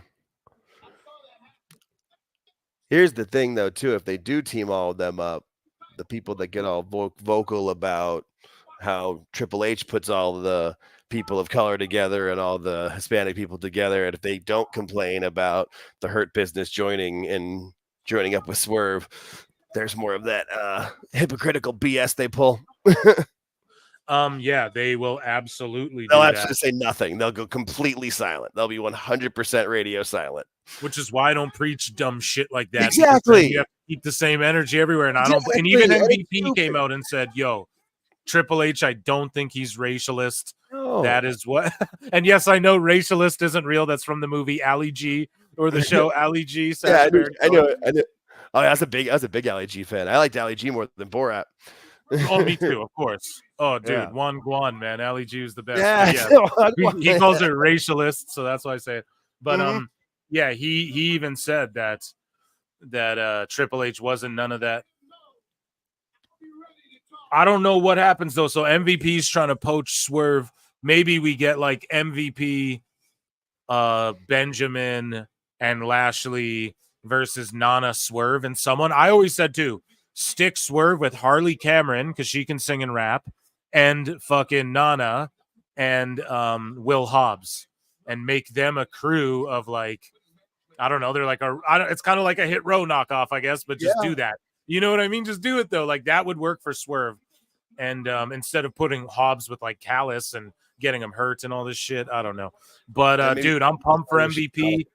He's getting a bag. Hopefully he makes a difference, but I think it's too little too late. We already know. I've said it before. If John Cena shows up, ain't nothing going to change as long as Tony's in charge of the creative, but they are going more sports entertainment-y. They say they want to compete with WWE. Tony Khan said it himself. So the sickos better get in fucking line and start listening to your boy Phil Marks, because I've been saying it from day one, man. Listen, Tony's vocation doesn't align with what you guys think AEW is going to be, and he's going to have to reel it in. I think he's trying with this show a little bit. We're seeing more sports entertainment-y storyness, goofiness, which he's bad at doing everything. He's bad at booking wrestling. He's bad at doing sports entertainment, goofy silliness, especially watching this Vince doc. I'm looking at old shit and I'm like, dude, Tony is so bad at what he's doing. You know what I mean? And I hate to bury the brother so much, but anyways, I mean, MVP, he buried himself with that whole thing with that Alvarez. Just that we said, there's no more long-term booking. We're only booking week to week. Like that's like that's the downfall of everything in wrestling. Like you cannot be successful booking week to week. If there's one thing that's been proven by the Death of WCW documentary, like you can't. And I see these sickos go. They're like, dude, who would you bring in? Like, how do you bring someone in to like what, Tony Khan should give up creative and give it to who? Bro, you have people right there. Look, MVP's in the company now. You're going to tell me he's not a good mind for this shit? Come on now, man. You have it right there, So hopefully he starts listening to people. There's enough people backstage. And then, I mean, I had it when he had JR and Arn Anderson. It was like you have, and then when Regal came in too. I know Regal wasn't brought in to do any of that, but yes. And you're like, yes, crazy. He's better as a booker. Yeah, no, there's so much there. And then you hear from people where the people that are there and they talk about what they've done, or like with Mark Henry, what he's talked about now after leaving, where it's like they want to help and people either don't let them or don't want their help. It's, you got to get Tony's ear because nobody else makes the decisions. And yeah, he's until he's not in charge, you're not going to have no chance. Guys, no chance. Shame on you. Run those likes up. Shame for shame, like Tony Khan. Get those likes up for Jake's Kitty, for your boy Phil Marks. We're trying to run up these likes, man. It is 82 likes. We are trying to get to 100 likes for MVP and AEW, guys. Come on. There's 190 of you guys watching this, 84, whatever. We have 82 likes. Run them up to 100. I'll stop asking. Love you guys. Listen, here's the thing. If AEW's smart, I don't think Swerve's here tonight, which is what typical AEW. A guy debuts, he talks some shit, he goes away, then we just see him in a match or do something dumb next week. Here's the thing. If they were smart, MVP, that shit would have opened the show because it had to do with your world champion. Right? Sorry, Swerve's not the world champion. Yeah, so they opened it with the world title match. No, that should have been the main event, was Danielson fucking Nigel. My word. I can't believe that boring-ass match happened already. So what should have happened, though, you open the show with it, you have MVP come out, and then throughout the show, he interacts a couple times, or at the end of the show something happens, or something like that. But instead they just couldn't wait to get him on TV to just swear and get blanked out on TV, and then they could have had him like interact with the viewer people. They probably could have had, because I know like there was teases of Ricochet joining the Hurt Business, so they probably could have. And I mean, it would have been a cool little thing to have them have a little moment or a conversation or something. You could have that be. But there's another thing that Tony doesn't do is like the running theme throughout the show. That would have been a perfect like running theme to have something going on throughout the show to go back to and work off of. But he just dream match. Get out there and kick out. Have 87 everybody hit your finisher 14 times and kick out every. Is this a short bus promo of short bus vignette where Perry's driving his short bus down to Arkham Asylum, or what? Regina Sharp for $5 says, you might say so, long as Khan is in charge. They have no chance in hell. You got well played. No chance. Well played, Regina. Well played. No chance in hell. You got no chance. Awesome. I love that. Thank you so much. Round of applause for you and the super chat. And whatever that, like, what is that Illuminati shit in your profile pic? Where, dude? It's too bad Jack Perry didn't drive that short bus off that bridge. Oh no! Don't say stuff like that, Jake. That's not good. We got Yuka Sakazaki coming out here, smiling, doing her gimmick. And if this was in WWE, people would shit all over Yuka Sakazaki, but because it's an AEW, they're like, no, she's great. She's portraying like an anime character. Yeah, right. And it's not racist if AEW does it, right? I mean, that's. And I'm not even saying this is racist. Like, I don't get triggered in the first place. No, when people go like, oh man, it's just like a racist, whatever. Like, I don't even listen to that 90% of the time unless it's like blatant. I think it's. I don't know. It's just weird how they don't. If they did this gimmick in WWE, everyone would accuse them of that shit. Absolutely.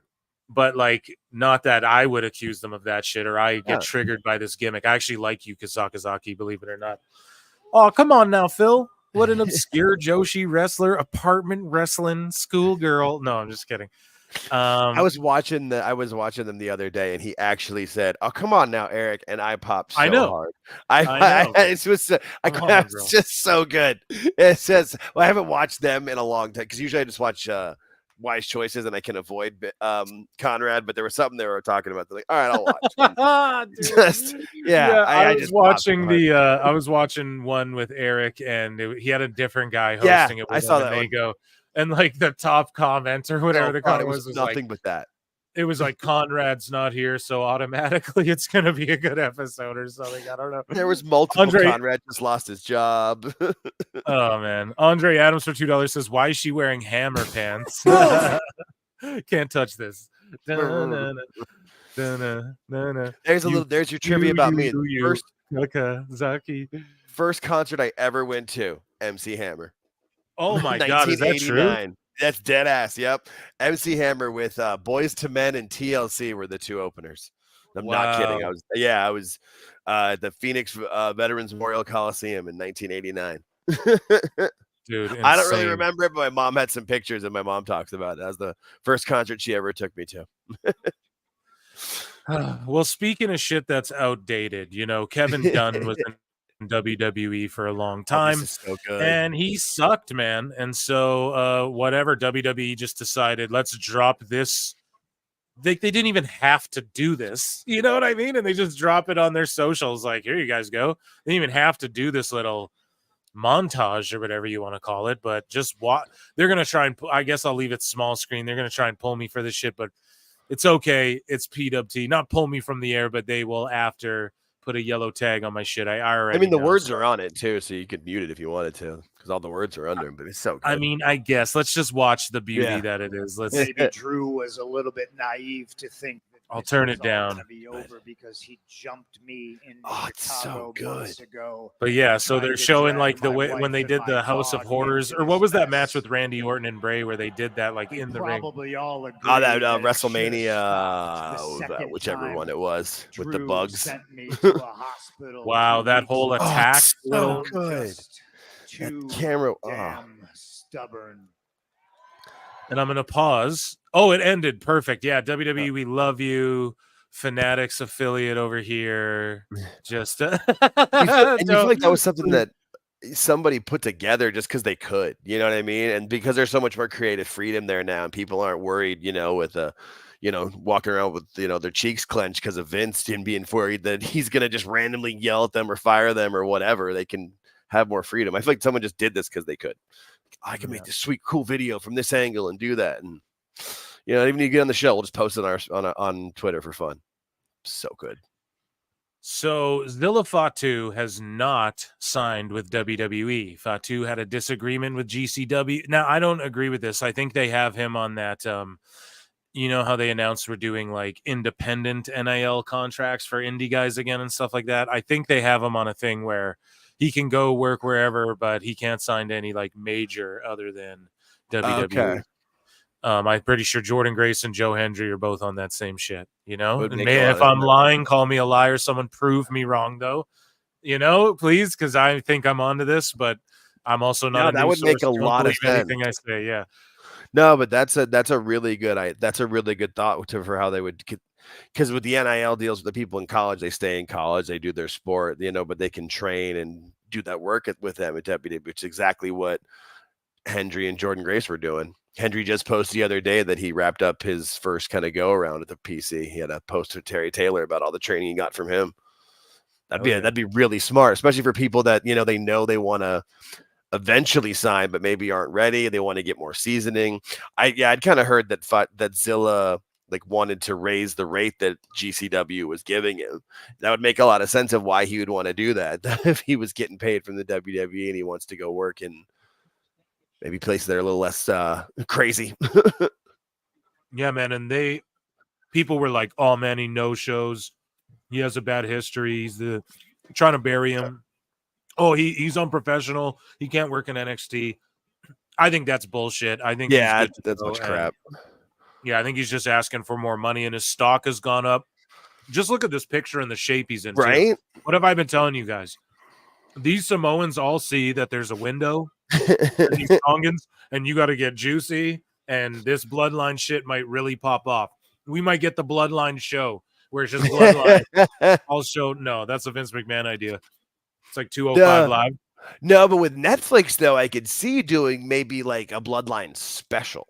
You know what I mean? Like maybe an episode is now. See, there you got some things you could try to maybe pull. Yeah, remember when they did Beast in the East with like Brock Lesnar returning to Japan and that? So they do like a bloodline, whatever, and then you got like Naya's on the card. You got like okay, Hikuleo's in NXT. He's on the card. I just don't. What the fuck would Hikuleo do in NXT? I really don't. Yeah, I feel like you're right. That's like a swerve. Like he's training there, and so they put him on the roster for fun, and maybe he'll have like a dark match or something, or do some things and do work like with people there and have matches, but with no crowd or something to get training and get ready. But yeah, but they want people to maybe think he's going to do what Solo did initially and spend a year in NXT before going. But no, he'll debut like the Tongans. I hope so. I hope so. Fatu and GCW have been in contact, but no word on if the two will work together again. Who knows? He's booked for other shows, though. Oh, yeah, here's the video of the Lolo they pulled up, and we talked about it before. That's awesome. So, Booker T speaking on Ethan Page coming to WWE versus Adam Cole going to AEW. If he lying, may lightning strike me. So thank you at Cyrus on TW. Speaking on the Hall of Fame podcast, Booker T talked about many AEW stars moving to WWE, including Ethan Page. He noted that the era of ego is taking over the company, while Adam Cole's move to Tony Khan's promotion didn't serve him too well, which is true. Very Ethan true. Page in AEW, dog, he really wasn't that relevant, man. And then coming to NXT, man, the guy, he's a star, Booker said. I mean, everybody knows Ethan Page right now, man. He's a guy that's doing a hell of a job. When you got a guy who's, let's just say, for instance, Adam Cole in WWE, yeah, man. In NXT, he was super, super hot. I mean, I had touted this guy as being the next Shawn Michaels. A lot of people did. That's what I said. I said that. And then he goes to AEW. gets lost in the shuffle. Really don't hear a whole lot from him. Yeah, it's true, man. And he is hurt. So, I mean, not a good comparison, but it is crazy how badly he hurt himself twice in AEW, you know, and then he's dealing with like, I think neurological shit as well or something. So I don't know. You ain't hype for $2 says 6 more likes. Let's go PWT universe. Yeah. Get him up. 6 likes, man. Run those up. I know there's 6 haters hate listening. Did you see Ethan Page's interview with freaking StreamYard? No, you're good. I can hear you now. No, I know. I saw it click out and go back on you. It's like, just being dumb. But that interview is really good. You can see how happy the guy is. It's cool to see. And you can see that he's just like, they're giving me a chance and I'm fucking taking it. Oh, dude, Mina Shirakawa was back. HLA, yeah. Yeah. Mina and Mariah back together once more. I was waiting for you to see that. Yeah, she is amazing. Gotta be real. But yeah, we're just gonna get Willow and Yuka versus Mariah and Mina. And I don't know. Haven't we seen this before? Didn't we see that happen? I felt like we've seen that. So now we get Neo Moxley versus Darby Dumas Allen in the next match. So. The name is Dumas. Yeah, that's good. Oh God. But yeah, dude, Adam Cole, prayers up for him. Ethan Page killing it. What can you say? I mean, just totally taking up just totally doing it. We talked about Jey Uso earlier. Here's him crying after his title win. We can show this because it's social media. You can see him. He's like, he's just like, I need a minute. And none of the crowd's leaving. And none of the crowd's leaving too. Like, and that was after the show. And I mean, we've all been to plenty of wrestling shows. Come on. Yeah, no, you're right. You're right, dude. No one left, and yeah, he's like so over. George said it too. You got to strike now. You got to sell all those glasses and shirts now, and then because if it doesn't get over, if it doesn't stay over, then pull the trigger now. No, that's a Tony Khan move. You got to certain things. You got to push, and like Breaker's just a rookie, dude. I don't even think they should have gave Breaker that belt yet. The whole time I was like, dude, just milk that, because when he gets it, you want it to be a long run, and Gunther just had a long run, so we're not going to get 2 back-to-back guys just crushing everyone with the belt. So I don't know. It was obviously going to flip-flop around, but at the same time, I didn't think Jay, of all people, was going to be the guy this soon, not on a pay-per-view to do it. So, which is also a great reason to do it too, because that no one was expecting it, which got even a moment. That pop was massive. It was such a loud pop. Jay, I got one thing to say. Come on. You did it on your own, Oos. I mean, that's about time, Jackie. Thanks for rocking with your Oos. Always. What can we expect from the new Intercontinental Champion? We're gonna keep it yeet around here. We're gonna keep it yeet around here, Jackie. Don't switch up. How you celebrating those for real?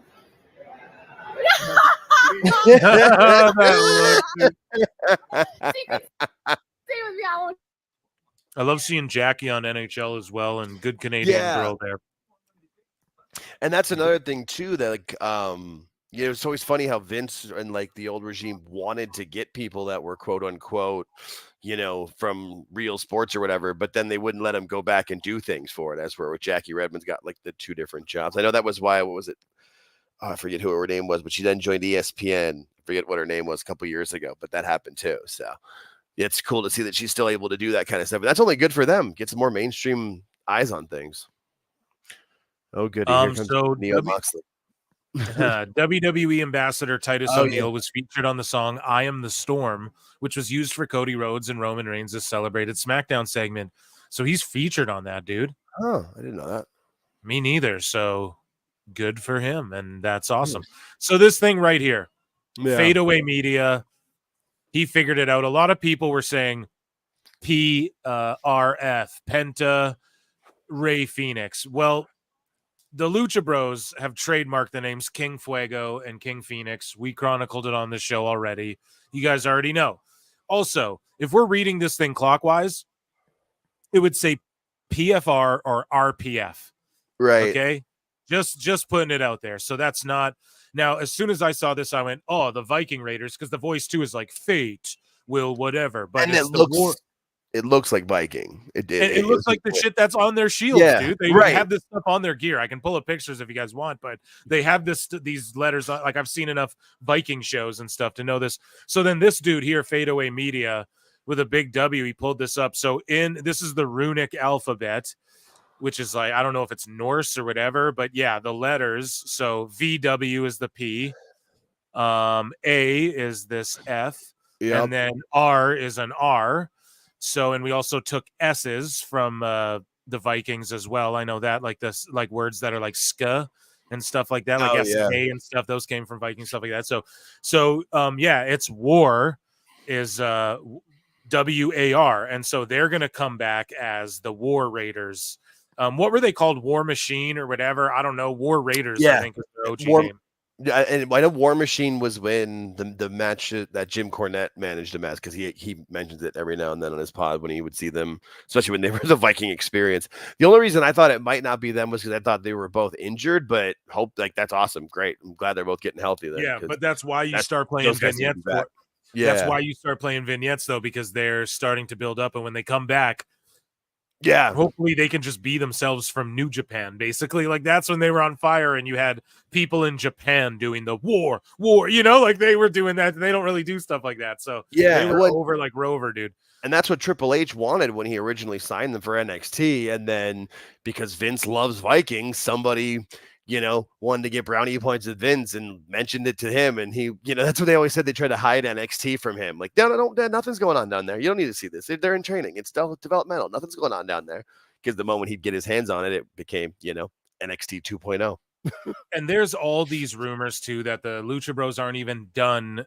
Like their contracts are technically like they're still working for AEW or something. So who knows? Hopefully they can just show up in WWE soon, but I don't know, man. I could see the Lucha Bros and Motor City being like the two top teams in NXT on the CW. So I know people were like, no, their main roster right away. But where's any of that confirmed? All we've had is just conflicting reports constantly. Who knows, So that's what I always say when people are like, oh, well, it's been reported. I'm always wondering, like, well, where does it go back to? Because a lot of people, even people that will like discredit the dirt sheets, will then when they're talking, like, oh, well, we know this is happening. Well, do we know? Because like people are talking about how like they've like the WWE already has masks being produced. Like maybe that their creative services teams are starting to work some things up so that they're ready when they sign them. They're preparing. That's normal. They would totally do that. But people are acting like it's tampering or whatever, which is bullshit because it's not like it's not something where tampering can happen. Right. It's not like it's sports. So Puck News, who reported the AEW TV deal was basically imminent or done or whatever, and they're outside of the wrestling bubble. They're like Eric Bischoff has cited people reporting this shit. He's like, yeah, this guy broke this big story and whatever. I don't know. I'm not into it as much on that side, but apparently they're pretty credible, man. If they're talking about stuff like this, it's probably pretty legit. But Wrestle Ops, it's via them. They go, or Puck News says, after seeing early footage of the docuseries surrounding him, Vince McMahon tried to buy the project back from Netflix. Vince had Endeavor's Ari Emanuel chime in too, also voicing concern about the treatment of Vince's alter ego. Netflix refused to let the project go. Then I saw a bunch of people being like, oh, Ari knew, blah, blah, blah. No. This is before Vince had to be fully canceled and they had to kick him out of WWE and all that shit because they didn't know. But Vince went to Ari to try and help him. Like, dude, they're portraying my character wrong. And Ari's not looking. It wasn't like a, hey, man, they're going to get this stuff out about the Janelle Grant case. And the thing is the Janelle Grant case is nothing in the doc. When you guys watch it, if you haven't, Darby's spitting up blood everywhere. Amazing already. Great. Anyways, though, so there's no heat on anybody for this, man. This isn't like it had nothing to do with that except other than for Vince's ego and maybe some of the Janelle stuff, but ultimately, and now I'm using her name after I said I never fucking would because these monsters, you know what I mean? People are like, you don't talk about it. It's like, okay, I guess I'll talk about it. I'm going to stop using her name, actually. The situation, and not the Jersey Shore kind. Okay, is what we're talking about here. But yeah, so Netflix refused to let it go. Thank God. I know people are like, oh, it was boring, but nah, I'm breaking down the series, and you guys are gonna love it. I think the only people that think it's boring are people that know all the story. Like, imagine somebody that doesn't know but knows wrestling exists, or people. There's a lot of people. I got friends that watch stuff that know nothing about online, like what goes on online, or any of those backstories and stuff. So there's definitely a lot to it that people need to see. Darby hit the post, flipped out, hit the stair, and then flipped to the fucking ground. He's just it's madness. I'll be right back. Yeah, absolutely, man. So Vince McMahon puts out a statement, right? And he goes, now the last tweet I read was before Vince's statement came out, okay? Or I mean after, pardon me. But so I don't know if they're making that up, but Puck News is pretty credible from what I hear. So I guess we can believe that. That's why I read it first, because that's in hindsight, right? Oh, he tried to bury the shit, but he puts out this statement going, I don't regret participating in this Netflix documentary, pal. Huh? The producers had an opportunity to tell an objective story about my life and the incredible business I built, which were equally filled with excitement, drama, fun, and a fair amount of controversy, life lessons, and definitely no poop. Unfortunately, based on an early partial cut I've seen, this doc falls short and takes the predictable path of conflating the Mr. McMahon character with my true self, Vincent McMahon. The title and promos alone make that evident. A lot has been misrepresented or left out entirely in an effort to leave viewers intentionally confused, pal. The producers use typical editing tricks, which I know all about, with out of context footage and dated sound bites, etc., much like my text messages. To distort the viewer's perception and support a deceptive narrative. I know. He's gonna puke. I'm gonna puke. In an attempt to further their misleading account, the producers use a lawsuit based on an affair. And it was for surely just an affair that I ended as evidence that I am, in fact, Mr. McMahon. Oh, yeah, pal. I hope the viewer will keep an open mind and remember that there are two sides to every story, pal. I always say there's three sides. There's your side, there's my side, and there's the truth. That's what I always Yeah, there's Vince's side, the situation side, and then what actually happened. Everett Todd for $2 says AEW is the only company with no merch game. None. Well, I mean, Oh I would say God. that's the truth. Yeah. that is the most truthful statement. I've been to one AEW show, and it was the saddest merch stand I've ever seen. Yeah. And that was they are pretty before, sad. and it was pretty early. It wasn't super early on in their run, but it was early enough where like they still had Punk and there was still hope, like you still thought there was something that could happen. And yeah, I remember seeing that and telling my buddy, I'm like, that's it. And then I remember hearing that was when the Bucks wives were there. They were running the merch. You're like, oh, well, The best guy is Tony Khan. So Stephanie Stephanie M. Chase. Stephanie Chase. So it's Stephanie M. Chase. Okay, there we go. Response from Ann Callis. Hope no relation to Don. Attorney for Janelle Grant to Vince McMahon's statement. And somebody pointed it out, like the whole Vince thing is like they're like arguing over phone bills and stuff. So like it's just so, I'm not like saying he didn't do anything messed up, but I don't just get why he didn't. If he just paid her, none of this shit would have happened. I'm not saying I wish that Vince was around. You guys, I bury him harder than anyone. I make fun of him harder than anyone. And I also am so, like, every time I'm enjoying WWE, I always throw out there, thank God Vince is gone. You know what I mean? Like, anytime I think about this dude and his mess, but if he's so egotistical, which you come to find out throughout this documentary as well, it's like, if he just paid her, this shit wouldn't have even happened probably, So it's crazy. It's not like she's in love with him.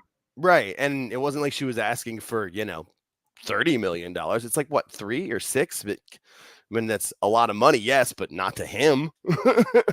Yeah, so I don't know. I'm gonna keep shaming him for the pooping thing forever, and calling him a dumbass for not being smart enough. No, but like obviously I don't condone the shit, and I don't want him around WWE. But it's just so foolish, man. It's like the power. Yeah, I could fire.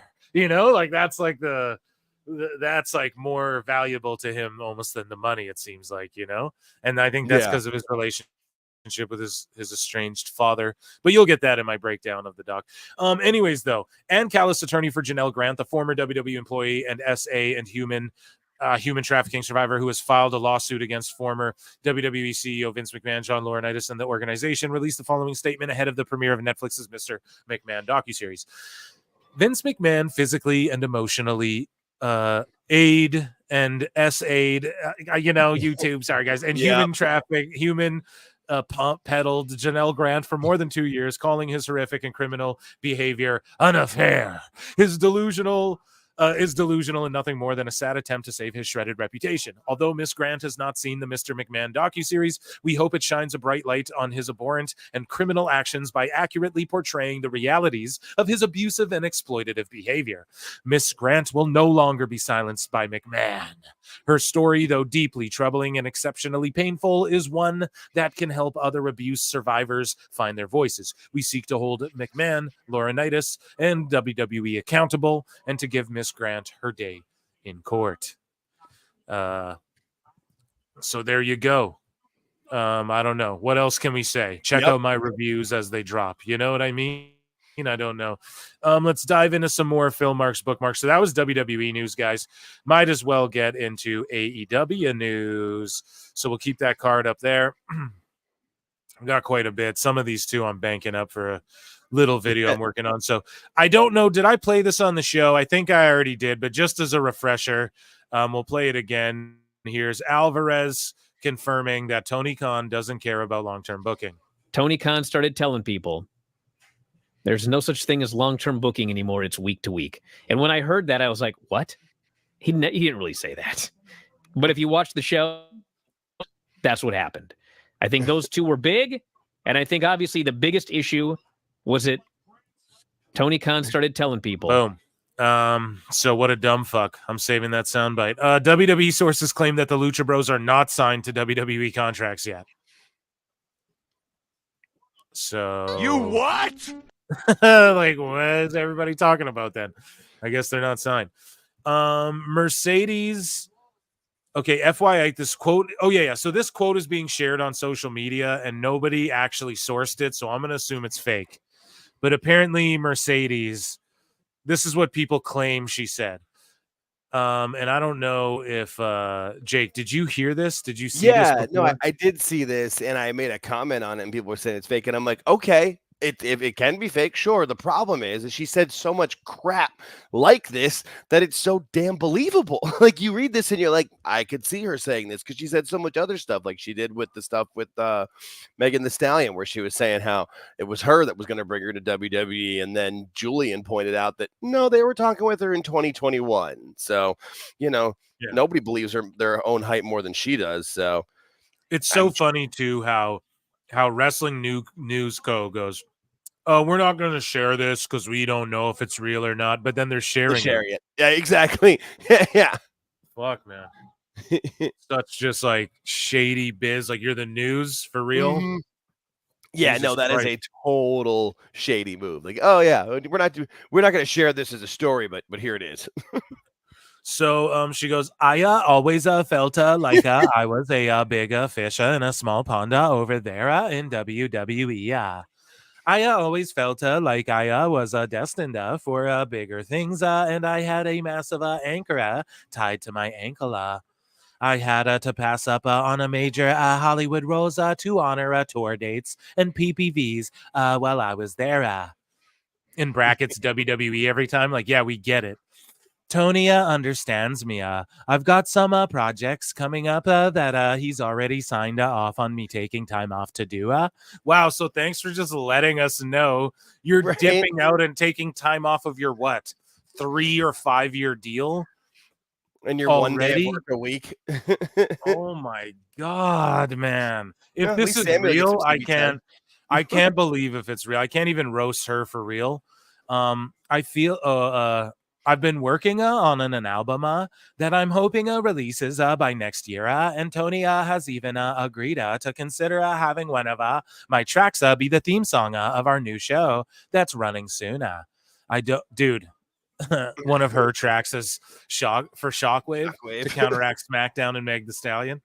I don't know if I'm allowed to say the name of it yet, but yeah, we're changing the landscape of wrestling as a whole, and I'm just excited to be on the better side of it here at AEW Wrestling. She's definitely an asshole. Yeah, bro. I don't know. Yeah, no, but the thing is, like, okay, if that is fake, then I could have, and it probably is, because let's be real, a lot of that stuff gets shared around like that. But the problem is, she said so many other things that are real and has done so many different crap podcasts that you'd believe it. Like that was easily believable when I read it. I didn't think for a second it was fake, and then people were saying it was. I'm like, all right, sure, could be. So speaking of fake, no, I'm just kidding, but Duke was calling out Mansoor on the show, so call back. But listen, Mansoor, I'm cool with you, bro. I don't even know you like that. So, anyways, this guy's on a Mansoor's on a podcast with Aubrey Edwards and Will Washington, who, mind you, is on the creative team, and he's sitting here talking about how great his creative is in AEW. And all the marks Tony's ear too. Yeah, like, sorry. I said Will has Tony's ear too, even if he's not working on every piece of creative. Everyone's saying that he's got, he's one of the main voices in Tony's ear, and he's Strickland's cousin. So of course he's going to blow him on this. Yeah, dude, and Mansoor and Mace are in AEW doing the exact same fucking gimmick, the exact same thing they were doing in WWE, and they're allowed to keep their goddamn name. And they're sitting here saying that the creative is way better to a guy on the creative in AEW on an AEW podcast, bro. Like, this couldn't be, like, come on, man. This is like a parody or something. This can't even be real, bro. He's saying it he's kissing this dude's ass. I'm just gonna call it spade a spade on the show, and he's just doing the gimmick he came up with in WWE.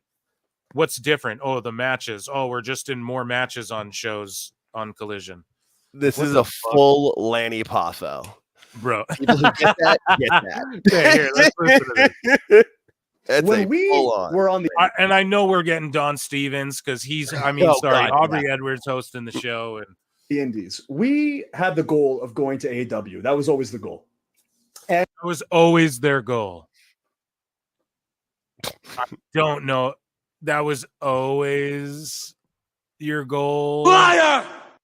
Right, because if WWE had made you the offer to come back, you wouldn't. Goddamn liar! I'm actually going to leave this one small because I know they're going to Don Stevens my ass. So here's it. And honest to God, like, even while we were in WWE, me and Mason, we're kind of we're different a little bit, if that makes sense. If there's a comparison to make, it's like if WWE is like a Michael Bay movie, I see AEW as like a David Lynch movie. You know what I mean? Yeah. Yeah. I was like, you can. And there was always something so alluring about that. I remember we were sitting when AEW first started. We were in NXT, and we'd be sitting in that auditorium watching NXT while people would be on their phones watching AEW. And there was always so people are like, "Oh, this confirms the story that they were all huddled around watching NXT." It's like, okay, who gives a shit? And look at Aubrey. She's like, "Yeah, see, I told you guys so. I told you it's the best show. I told it's the best." It's the best show. No. I'm not gonna steal Paul London's bit, but yeah, dude, look at her. She's so happy. She's so happy that they're blowing. And then look at Washington. He's got all the titles like Tony Khan. He's collecting the belts. He's got AEW everywhere. Yeah, he's just smiling away. It's like, bro, come on, man. This dude's on the creative, and Aubrey's clearly like a for lifer. They have her involved in everything, Right, she took over the heels after Brandy left. Yeah, she was like on the video game. She's doing this, and it's just like, man, this is so just silly. Oh, right, she was with the stupid Steve Jobs that? video game. The stupid Steve Jobs video game launch they did, where they all dressed up in the turtleneck. Yeah, it was Britt Baker, Omega, her. Oh, that was terrible. There was always an element of like that outsider intrigue, that new sort of revolutionary thing. where we were like, God, I feel like if we were over there, we could be doing something really special. So like all these years later, it's so rewarding to actually show up and for it to kind of take off in that sense where creatively speaking, I think it's just firing off on all cylinders where the synergy has been awesome. Because getting the opportunity to actually, hey, what do you guys want to do? We want to like do some like pseudo kind of half gay shit.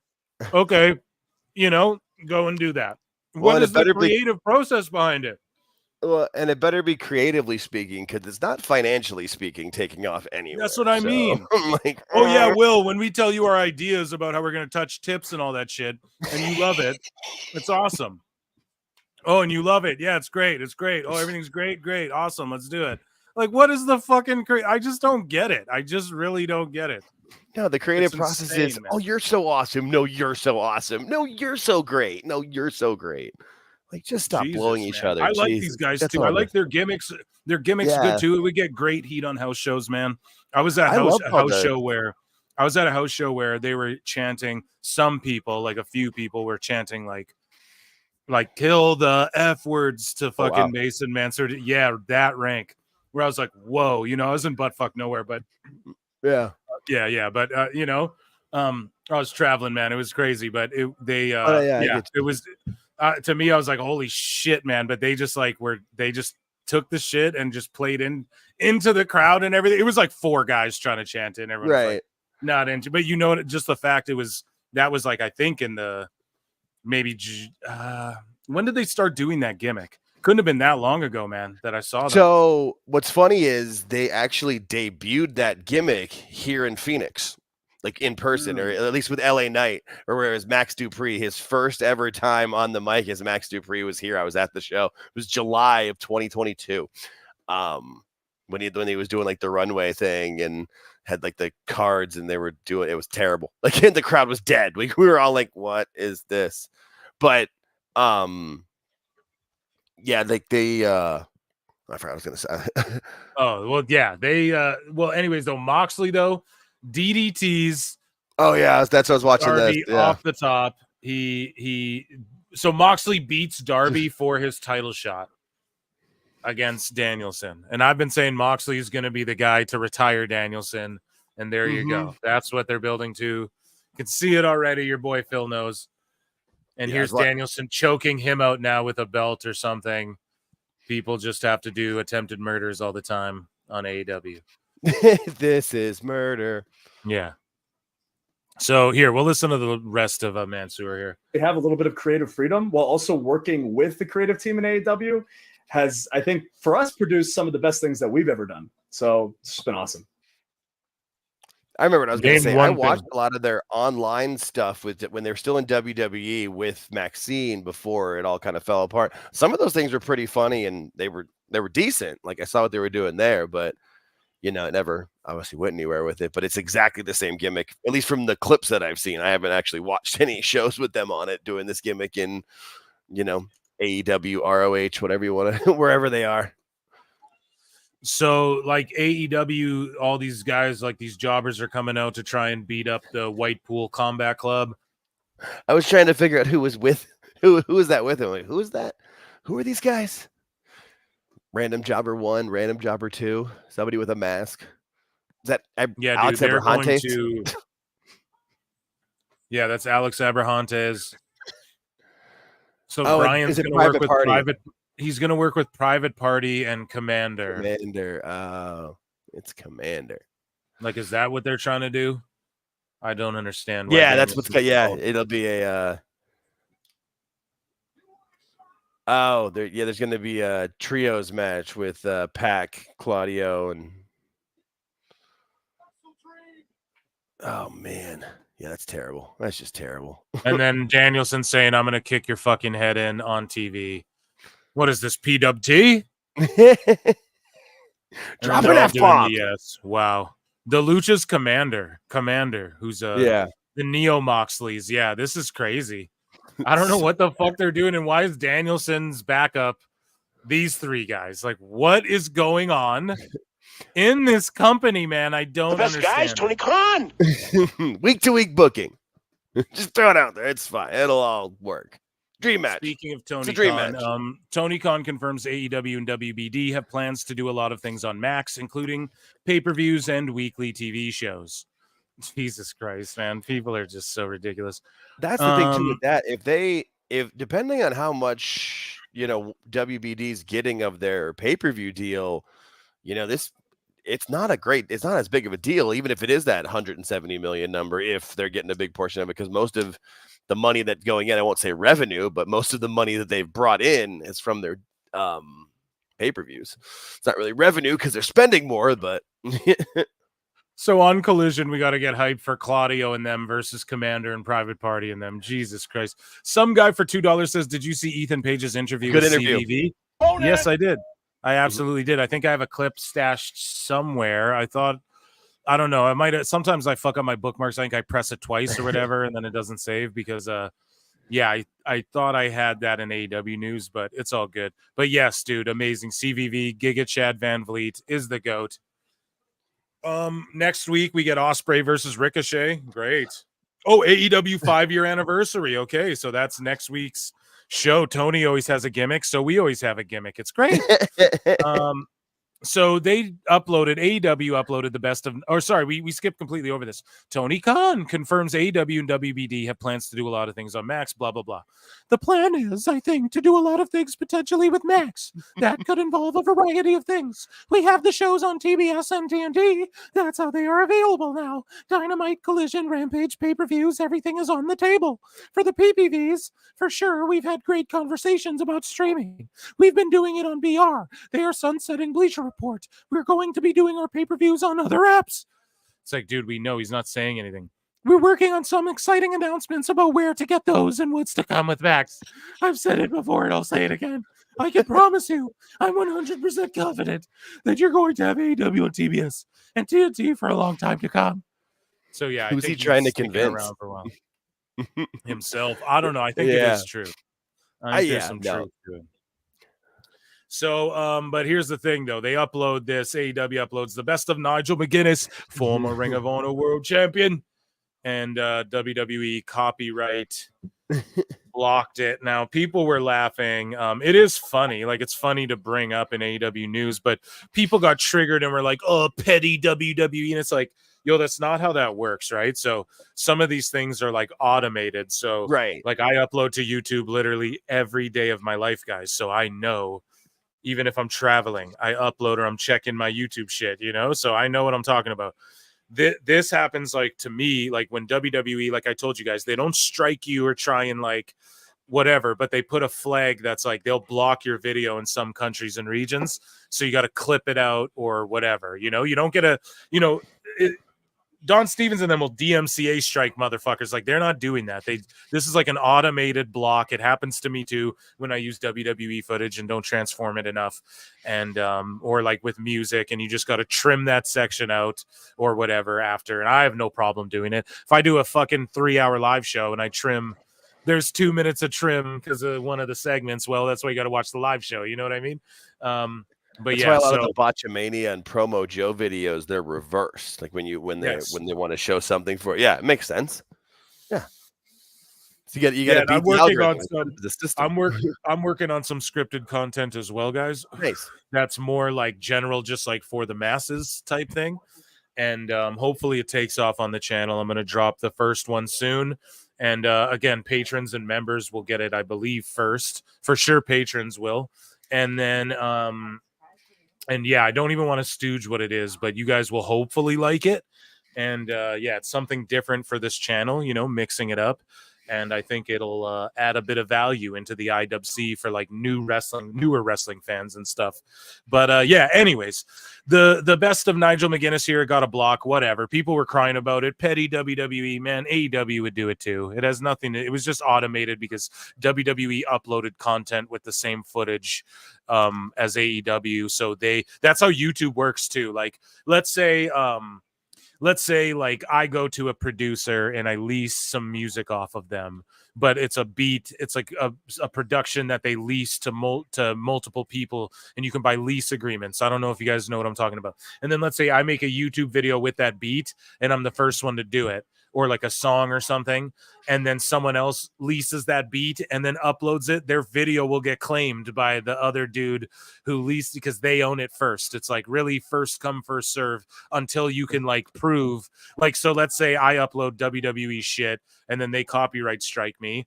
I can't beat them in court. So unless you're literally, and that's what it comes to with YouTube, like literally willing and able to fight in court over footage, you know, over ownership, it's like whoever owns it will have to claim it after. That's what happened to a lot of artists who didn't integrate into the digital pivot, as they called it. You know what I mean? Like when musicians all went over to YouTube, like all of those musicians wish that they had their own YouTube channels. They don't all want fucking Vivos that someone else gets the money from. You know what I mean? Like they all wish they had their own shit in the YouTube space and all of that stuff. Like, trust me, and there's a lot of weird stuff with that, because I know there was a lot of like songs that were in TV shows that couldn't get the song over into streaming because of the same kind of license deals. So like if you watch, like my wife had never seen Scrubs, and so we were trying to watch it on whatever it was streaming on, and twice I'm like, that's the wrong freaking song. And like I went online and got the DVD sets going. The music is half the reason I enjoyed the show back in the day, especially for some of the songs I really loved. And then I kind of heard about it and looked into it a little bit, and yes, it makes a lot of sense. Yeah. So cool. Tony Khan appeared on, he was also asked about being a competitor to WWE, and he gets asked flat out, are you trying to beat them? And Tony Khan responds flat out, yeah, I want to be ahead, but it's a constant fight. It's 52 weeks a year. Wrestling is the only sport with no off season. And then they go, is it an obsession trying to beat them? And he goes, fighting is an obsession. It really is a driving obsession. Competition is especially in wrestling and sports.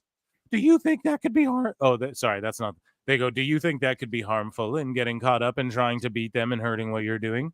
Similar to sports, you have to focus it and try to do your best. That's how you win in sports too. None of your teams are winning, Tony Khan. The Jaguars suck. What do you know about winning? AEW sucks. You guys don't know shit about winning. You keep going out and doing your best at whatever you're trying to do. Whatever helps you sleep at night, pal. Because now, I don't. Does he sleep at night? I don't think so. Oh my God, that's great. There it is, right there. Winning at sports, Jacksonville, right there. 0-2, 47-10, 0-3 after that game. Right, yeah. And Tony sitting there with a fucking neck brace on that NFL draft day. We watched it, and Triple H just thought, imagine the coaches, players, and front office of a struggling franchise looking at this guy's using their draft day as fodder for a vanity project. And that's so fucking true, dude. Jaguars, there's two guys where he's like, what happened to him? I think he took a pile drive. Like just that. Yeah, that was great. That gave you everything you need to know about what the front office thinks of that doofus. The Jaguars' record since being bought by the Khans in 2011 is 65-128. Jesus. Bro, that is pretty bad. There it is. That's what that deserves. Yeah. Darby Allin says WWE, and they're ranking NFL coaching hires the last I think it was 10 years, and the Jaguars got the worst out of every team because they had like three just terrible coaches, and they were blaming Tony's dad, but yeah, you know that it's just they're complete failures. I didn't realize the record was that bad. Almost double the losses. Tony Khan's doing the drafting, so yeah, drafting in one ear and out the other. That's where that drafting is. Oh, here's the other. Darby Allin says WWE is like singer Taylor Swift, while AEW is like the band Slayer. Now, I don't know. I just think you can't really even make that comparison. It's not even a fair comparison, but I get what he was trying to say.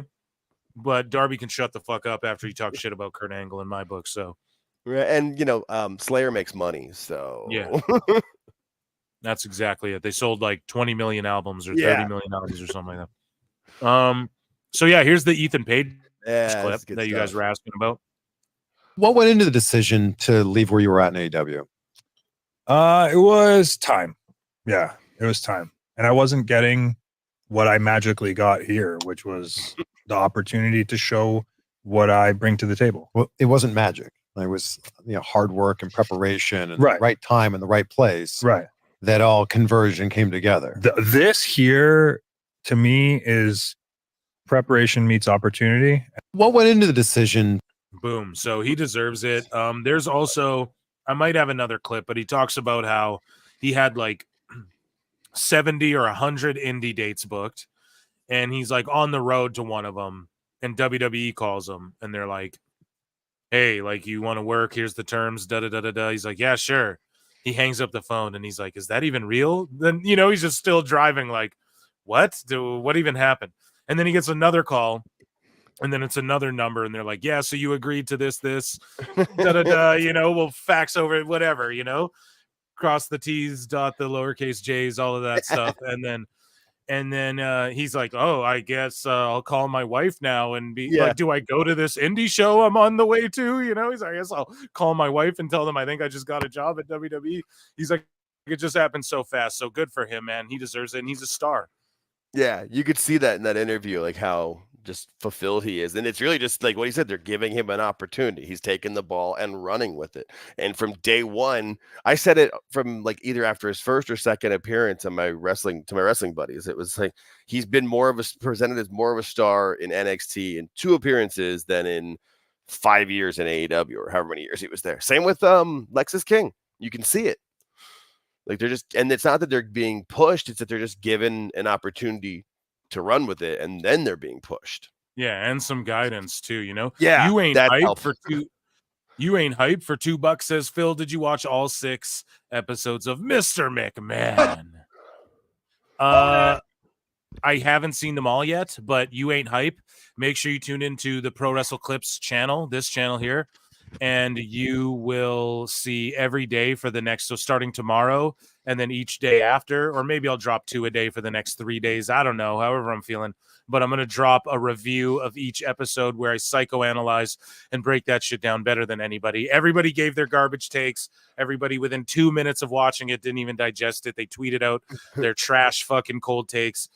You're going to hear mine. It's not even hot takes, but it's just the things, what I do, the nuances that I point out about these. Oh, come on now, Eric. Like the little things that Phil can pick up on. That's what I'm putting down in these videos, and I hope you guys tune into them. But I have not seen all 6 yet, but I'm going to binge them out. Well, I don't know. I'll probably space them out because I pause and record as I watch them. So anyways, QT Martin. So here, William Regal, he cooked this guy here. So Ken Indy 22 says, thank you for everything you did for NXT and also snaking out the competition, AEW, which is like, I get it. That's a very like awful wrestling thing. Of you what? No, I'm just kidding. Of you to say, just like hater, you're just a hater, bro, but that's fine. And William Regal responds to this and says, FYI, although it serves some people's agenda and having a massive amount of people who work in AEW that can only back me up, I went to AEW to help because Bryan Danielson asked me to. Please find me one person who can say otherwise. I arrived at 10 a.m. until 6:15 p.m. Eastern, just down to a fucking T. 6:15 p.m. Eastern, dude. He's regimented, man. To train anyone who wanted to come. Apart from going to the restroom and refilling my water container, I never attended a single production meeting, as I knew if I were to stay there. I needed people to realize I was only there to help, nor did I ask a single question about anybody that works there's contract status. I helped at the ring with what any of the talent needed. I showered and got into a suit by 6:30, then watched the monitor with everyone else. I'm giving you the right to ask anyone who works backstage or talent the right to ask them if I did anything but help with no agenda. Feel free. I also didn't call Tony when his mom was ill. So that's a narrative shifter right there. You know what I mean? That's that was a massive drop. And he just kind of it's just kind of like buries the lead there, but you're like, wait, what? Because Tony stretched that like it was a major thing. Yeah, and also that like the sheets sort of he called him and played in the Sickos. We're all like, he called him and played him when his mom was sick. It was scumbag carny shit, you know? But it's like, no, dude, and he goes, when his mom was ill, he called me, and as soon as he told me where he was, I ended the phone call, and we spoke 2 weeks later. Bro. Yeah. FYI, my deal was up on December 28th. Oh, in December 28th. Holy fuck. Oh, man, people were signing on to AEW for big money in lots of years, just thinking, dude, this thing will fold. Not thinking because they were WWE's. thinking Vince was coming back and was going to stay back. Like, that's why I think FTR is similar too, where they're going to have a long. And I mean, I get it, but I kept even saying it then. I'm like, we'll see how long this lasts. Like, you knew that case was coming in December 28th. But I think so. This is more evidence to go AEW won't ever die. If Regal's like, no, I know this guy. He has more money than anyone who's ever gotten into wrestling is willing to put money down, and he's willing to literally burn through it all. I need to get the fuck out of here. I can't last till 28. You know, and my son's over there. Thank God Tony let him go. But what a narrative shifter. And he just stooched him, man. He would have been there till December 28th. Thank fucking God Regal got out of there, bro. Yeah. Oh my God. Good Lord. Shout out William fucking Ooh. And also the way he says that too, about how when he says anybody who wanted help. I feel like he probably spent a lot of time talking with Danielson and maybe a couple other people, but it doesn't sound like that many people actually wanted his help, which is just insane. He's William I'd Regal. be there working out with him every day. It's crazy. Just picking his brain. Yeah, just talking to him. That's when I left. These are all facts I can prove. Anyone trying to twist this has the right to check this out. I'm friendly with 60% plus of the talent backstage and crew. 60% plus. There's a huge chunk, 40%. He's like, fuck those guys, those wankers. Team Buckaroo. Yeah. Feel free to do some real research. And then people got his back, as they fucking should, because he's a legend. Here's QT Marshall from an office employee who worked with him. Everything he said in this tweet is accurate. There's even more here. So Fuego del Sol says, I'd show up at 10 a.m. to train with Mr. Regal and Danielson as often as I could. Fucking shut up, Fuego, man. That's why awesome. Cody was teaming with him on Dark and stuff like that, because he could see it. He's serious, bro. It was like wrestling college learning from them. Tony Deppen, another great fucking talent who slept on, who AEW's used, and I get it. He's one of these, like, I'm a worker guys, so it's hard. Like, you need that character and stuff, but and he'll get there. And I know he's doing good stuff, but for sure he's there training with Regal. This is a guy that for sure you can just tell by his work ethic and everything. Even all the times, so Deppen says, even all the times I did extra work at AEW, Regal always came up to me and talked. He'd give me advice whenever he got a chance, and whenever he had extra time, he'd pull all the extras around and had an impromptu Q&A. He cares about wrestling. That's the only thing he's guilty of. Shane Mercer says, few years back at an Evolve show Regal was at and was doing the exact same thing. He even took the time to talk to me for a good 20 minutes about things. Great advice and some stories as well. A genuine good dude. Imagine you're working at Evolve, all of a sudden fucking you hear WWE wants to get in tune with you guys and start working with you, and then all of a sudden you show up to a show and Regal's in the ring, geared up, fucking 2 hours early or whatever, you know, right? Just like, yeah, who wants to talk, bro? That's so legend, you know, that's so fucking legend. And I mean, I bet you he remembers every single thing he said in that 20 minutes, like, you know, and Regal was just being Regal, but that 20 minutes meant everything to that guy. Man, so speaking of the Young Bucks, on detractors, they were talking about detractors of AEW who want the company to fail. So people have been predicting our demise since Hangman flipped his phone over and showed the world the AEW logo on that special BTE episode. See, I disagree, man. I think that people were behind them then. Even Eric Bischoff said everyone was backstage at SmackDown cheering on AEW. So even Cornette was rooting for him, even though he knew, like, he didn't agree to a job with Tony because he knew it wasn't going to work out. But if you listen to those shows back then, he's like, I want to be proven wrong. Please prove me wrong. I will happily eat an entire bucket of crow. Unfortunately, me too. Because I was bought in at the beginning, and all this shit I'm talking. want it to be Well, no, good. they wanted to be proved wrong. I thought they were gonna prove everyone wrong. I did truly believe that. I was like, man, there's no way Tony fucks that up. We have all the history. I was like, dude, Tony Khan's like me, but he's born with $1 billion. Like, that's amazing. You know, that'll be insane. And no, it's not like that at all. It's not like that at Yeah, one no. little bit. But yeah, they say that people have been rooting against my brother and me specifically our entire lives, but I don't know if we'd know what to do with ourselves if we didn't have that chip on our shoulders, which is true. It's kind of all we know. I've learned, though, that you can keep proving the doubters wrong.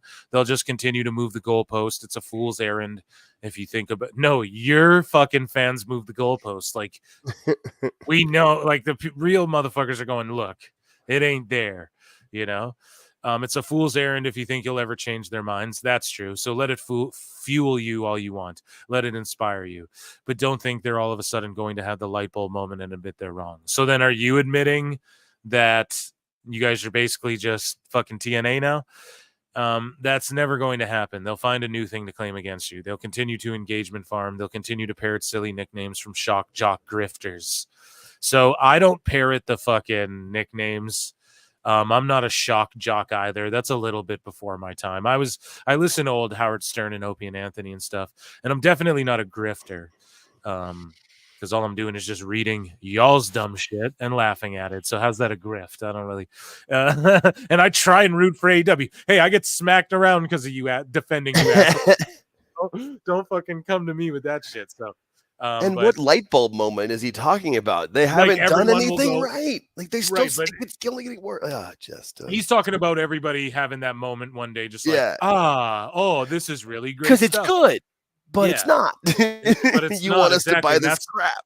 That's what I talked about. I asked the chat that before. I was like, dude, if 2 million people, like Monday Night Raw is supposed to come on, all of a sudden fucking Tony Khan somehow just got Dynamite in there and everybody was forced to watch it. Do you think 2 million people who watch SmackDown are going to stay for AEW every week after an episode? No, but I swear that's what they think. We have Scott Rizzo, who became a YouTube member. Nice. Thank you so much. Thank you so much, man. And I feel like we chop it up in the chat or on Twitter, Scott Rizzo. So good to see you here, buddy. The Ashen Chevalier for $5 says, watching the Vince documentary, and every time I see Meltzer, I want to put my fist through my TV screen. Yeah, we talked about it earlier. It's like, bro, why the fuck best guy is Tony Khan. But no, I get why he is, but it's just funny how he's got all this shit to say. And I don't know, if I contacted him for an AEW documentary, do you think he'd hop on and talk? She fucking wouldn't for sure. But yeah, I don't know, man. Meltzer out of his league on that whole, even like compared to Bruce Pritchard and the other people involved. It's like, why is Meltzer here? It's so stupid, but I don't know. He's just lost so much credibility. Thank you so much for the super chat. I'm going to give you a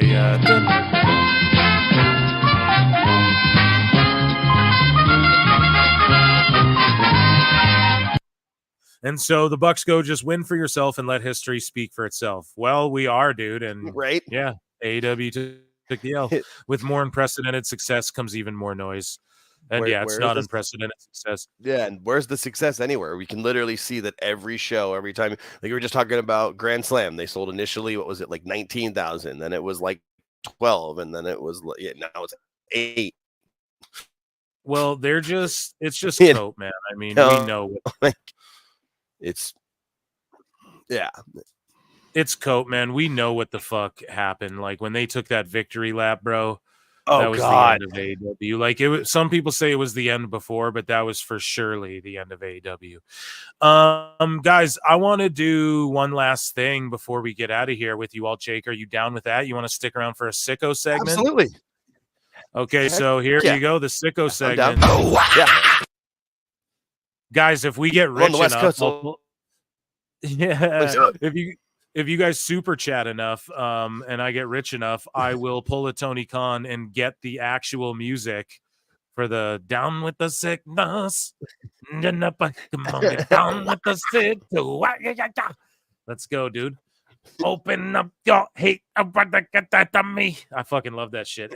Anyways, let's get, or at least the Richard Cheese version we'll get. But Oh God, either way, I was working at a record store when Richard Cheese came out back in like 2000 to 2003. We used to play it all the time over the speakers in the store, and customers would be like, "What are we listening to?" Because all of a sudden you'd know the words, but it was Richard Cheese. That was the best. Yeah. If you guys don't know what Richard Cheese is, he would Look sing him like up. ballroom versions of. So He was he'd a sing lounge like, singer. yeah, he'd be like, "Get up, come on, get down with the sickness, you fucker, get up, come on, get down with the sickness." Like, it's just really funny. Piano, yeah, you see him with you could just see him with a leisure suit and no tie and like the bow tie, but open and around his neck, just sitting there with a cigarette, singing to your grandma. So great. Funny. But yeah, here's the move. Will Ospreay tweeted out, "Oi, Young Bucks, pay this man at Leon Cage, bro." And it's like, okay, so they did this move. The Bucks did this move in the match tonight, except for one of them did a swanton on the guy's back, and then when he flipped up, the other one caught him and power bombed him. So I quote tweeted it and said LOL after one move. Here we go. Here is Rusev calling out the Sickos. Big Bad Miro. This man, one day he's gonna he's calling out Dave Meltzer. And yeah, with that, we'll get a Dave Meltzer dumb moment of the week, even though he's not involved. Burning hell, like it's 100%. Like and it's okay. Like, hey, go Meltzer, go ahead, collect everybody's money, collect their $10, $20, whatever the hell you are, collect all their money. But let me tell you, once you die, most likely you're gonna go to hell because of all your lies. Damn. That you've managed to say every single day about pretty much everybody. This man, damn dude, said Dave, you're going to hell in a cell. No, dude, Miro just said you're going to hell, bro. Meltzer, crazy. That was good stuff. Here's Sean Ross Sapp. Oh God, having a complete and utter meltdown. I guess he had a melty against Wrestling Soup or something. And so Sean Ross Sapp goes, this is to JD. Actually, oh my God, guys, I'm saving the JD Sapp stuff. And I'm going to tell you why. Because this Saturday, it's Husey. Hello, is coming back on the show. Husey is. Oh, nice. We're gonna bro down. It's gonna be hilarious, and we're gonna laugh at a bunch more Sickos and Meltzer stuff and all that. So, special guest reveal with the dueling Tony Khan impersonations. I love that because you've got the Adderall Tony Khan, and he's got the whatever he takes to try to come down Tony Khan. It's perfect. Yeah, dude, that's exactly it, man. Yeah, the yin and yang of crazy Tony. Yeah, man. So he's gonna come back on. We're gonna do all the JD because we triggered people. They saw a clip and everyone's like, "Oh." Like we dropped a clip and everyone saw it and they're like commenting like, "Oh man, they're better than all you guys. Like JD's better than you." And like, "So you guys are hating on Sapp." Like we got two audiences just hating on us, me and fucking Husey now. So we might read some of those comments too on the air. It's going to be a funny show. Because I don't think there's any PLEs or anything, and who gives a fuck about Collision? But anyways, though, El English Vato, he goes, "This is becoming slightly worrying. Our little buddy AR Gold Duck has the absolute worst obsession with Punk, a match that has absolutely nothing to do with Punk. He makes it about Punk. Punk derangement syndrome is real, guys." So Hangman, he goes, Hangman versus Jeff Jarrett in a first ever lumberjack strap match. Hangman is going to show Punk how you have a real strap match, and it won't be one where you touch the four corners. Except for, I think it will be where you touch the fucking you idiot. Jesus. Dummy. Yeah.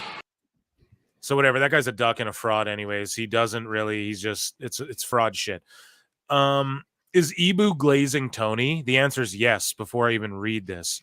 So Ibu goes on to say, like I said a week ago on the Wrestle Purist channel, Tony Khan elected to not extend Rey Fenix's contract with injury time, despite reserving the right to legally do so. Rey Fenix busted his ass for AEW. He was never somebody that caused issues behind the scenes, was a day one guy, and was among the wrestlers that threw their hand up to work the Daily's Place tapings in the pandemic when it was optional. He also never requested a release. These things matter to Tony and are the same reason why Kip Sabian has a spot on TV. Oh, I'm glad that's why Tony books like that. You know what I mean? The fact that people automatically assumed he'd add that on and got pissed at him for it was stupid. Speaking of the injury time, Tony considered it and was kind of annoyed about the situation at first, but just elected not to. Okay, but now the conflicting reports are saying the opposite, that they're still under contract. So fucking Ibu is glazing, and he's also... Liar! That's what he does. Those are his two. Those are the two things he does best. So speaking of sickos, guys, we're gonna, just like we blow flutes, we did get a flute in, luckily, this show, because I was gonna save it for the next show. We're getting a bunch of those, mans. So at the Springfield, Massachusetts, MA, right? That's Massachusetts in America, right? Yep. Okay, there you go. AEW Springfield, Massachusetts incident. This is last week, I believe. So I was at AEW Collision in Springfield last night and saw a little incident I thought I'd share for both positive and negative reasons. I was sitting on the side. The camera was facing directly across from where this happened. During the 10-man tag at one point, Rush got his shirt ripped. He took it off and threw it into the crowd, and it landed right in front of this kid, probably 12 or 13, sitting cam side. A few people tried to grab it, but it ended up between the kid and some guy next to him. The guy and the kid tugged on it for us. Now hold on pause. Wait a minute. But they tugged on it for a second. Then the guy just ripped it away from the kid, almost knocking him over. The kid was upset, and the guy acted like nothing happened, despite the people around them seemingly giving him shit. The kid was really into the match before this and was visibly upset after. He sat down and looked pretty bummed out. If that was my kid, bro, yeah, that's what I thought. I'm like, hands, bro. That kid must have had to probably be there with like Justin. Bro, I'm like Vince Russo, bro. Castrating the marks, bro. No, but for real, that's like, dog. We're not even playing that shit. That's crazy. So, and this was okay. After 5 to 10 minutes, I saw a crew member go over to the kid and give him a hat. Someone else must have saw it happen and said something. The kid was really happy after, had his hat on with a big smile on his face. Then after Collision ended, someone let him sit in the front row for Rampage. So there was some positive in this whole situation. Good on whoever said something, and good on AEW for making it right. As for the guy who took the shirt, if you happen to be lurking here, you suck. Grown-ass man acting like, yeah, bro. This is complete. Come on, man. Grown-ish ass man, kinda. Like grown man child. Like, let's, just be real. Someone on the chat says, my son is 7. If someone did that to my kid, I don't need 40K to knock someone out. Yeah, about the wrestling soup and the sap thing, I guess. I don't know if I have it bookmarked. I was supposed to go on the show. I was supposed to be on that episode of Wrestling Soup, and then they decided to do their SRS rant stuff, and they're like, yeah, like, you don't need to be a part of any of that or whatever. But I guess, like, yeah, they challenged 40K or something for a fight. Listen, I'll fight anyone pretty much for 40K. I'll box them. I'll tickle fight them. I'll slap box them. I'll run them a foot race. We can work a match. Power slap. I'll power slap them. I'll fucking, what do you guys want to do? A jujitsu what match? Do you want to do? I could use 40K right now. So right? Yeah, seriously, I'm in. I don't know who's offering who to be. Yeah, I don't know who's throwing 40K up for who, but I'll fucking, don't tempt me with that shit, bro. Because that's like, come on now. That's crazy. I'll make sure my insurance is up to date. We're good to go, man. Let's go. Yeah, it's the fucking worst what's the worst that happens, bro? You know what I mean? I lose a match. Great. I got 40K. That's right? Crazy, I go viral for getting beat up. That's fine. Yeah, well, that wouldn't happen either with me. I'm telling you that, but I don't know, man. But that's crazy. Like, I don't know, dude. Just whatever. I'm not even gonna touch on all that. I guess Wrestling Soup went in. He just told his bros, he's like, man, you guys don't even need to. He's like, I got it. It's like, all right. I don't even. Yeah, no, I've heard about it. I haven't looked about too yeah, much. it's you listen to the clip. Wrestling Soup. Yeah. Shout them out. Mish was on the last PWT pod, and cool. yeah, he handled it like super cool and chill. But I don't know, him and Sap, I guess he told me they've been rivals for like a decade. I told him, I was like, I don't really go after him anymore. It's not where, like, I feel bad, you know. I literally feel bad if you're like that worried about Twitter and shit all the time. Like, I don't know, bro. You got to go for a walk. Muted or the something. word "Fightful" and muted him completely, and just so, like, and I'm pretty sure he's like either he or some of his minions have like responded to some of my tweets, but I can only see that there's a comment. But if I go and look at the community, I'm like, I don't want to see. I don't need to. I don't care. I really don't, which I think makes him even more mad. Just yelling. He wants me to read him, and I'm like, pass. I got better things to do with my time. This guy said I just beat cancer. If you did that, dude, fucking air horn. And then someone else came in and said clips or it didn't happen. So if you're referring to the cancer, that's a hilarious comeback to that. But yeah, or if you're talking about Soup posted a clip, yeah, it's Wrestling Soup. If that's what you're sorry, dude, I'm reading the chat. You guys are going crazy in there. But No. Listen, everything's cool, but a poop on your head match, everything's cool. Don't worry, D. But listen, I will do it. Look, my name. I don't know what the Rabbit Wolverine. The LC Rabbit Killer Wolverine. 17. Yeah, good one. He'll fight whoever, Wrestling Soup or Sap for 40K. So awesome. Thank you for the super chat. I'll give you a bro. But listen. Yeah, that situation aside, whatever, silliness.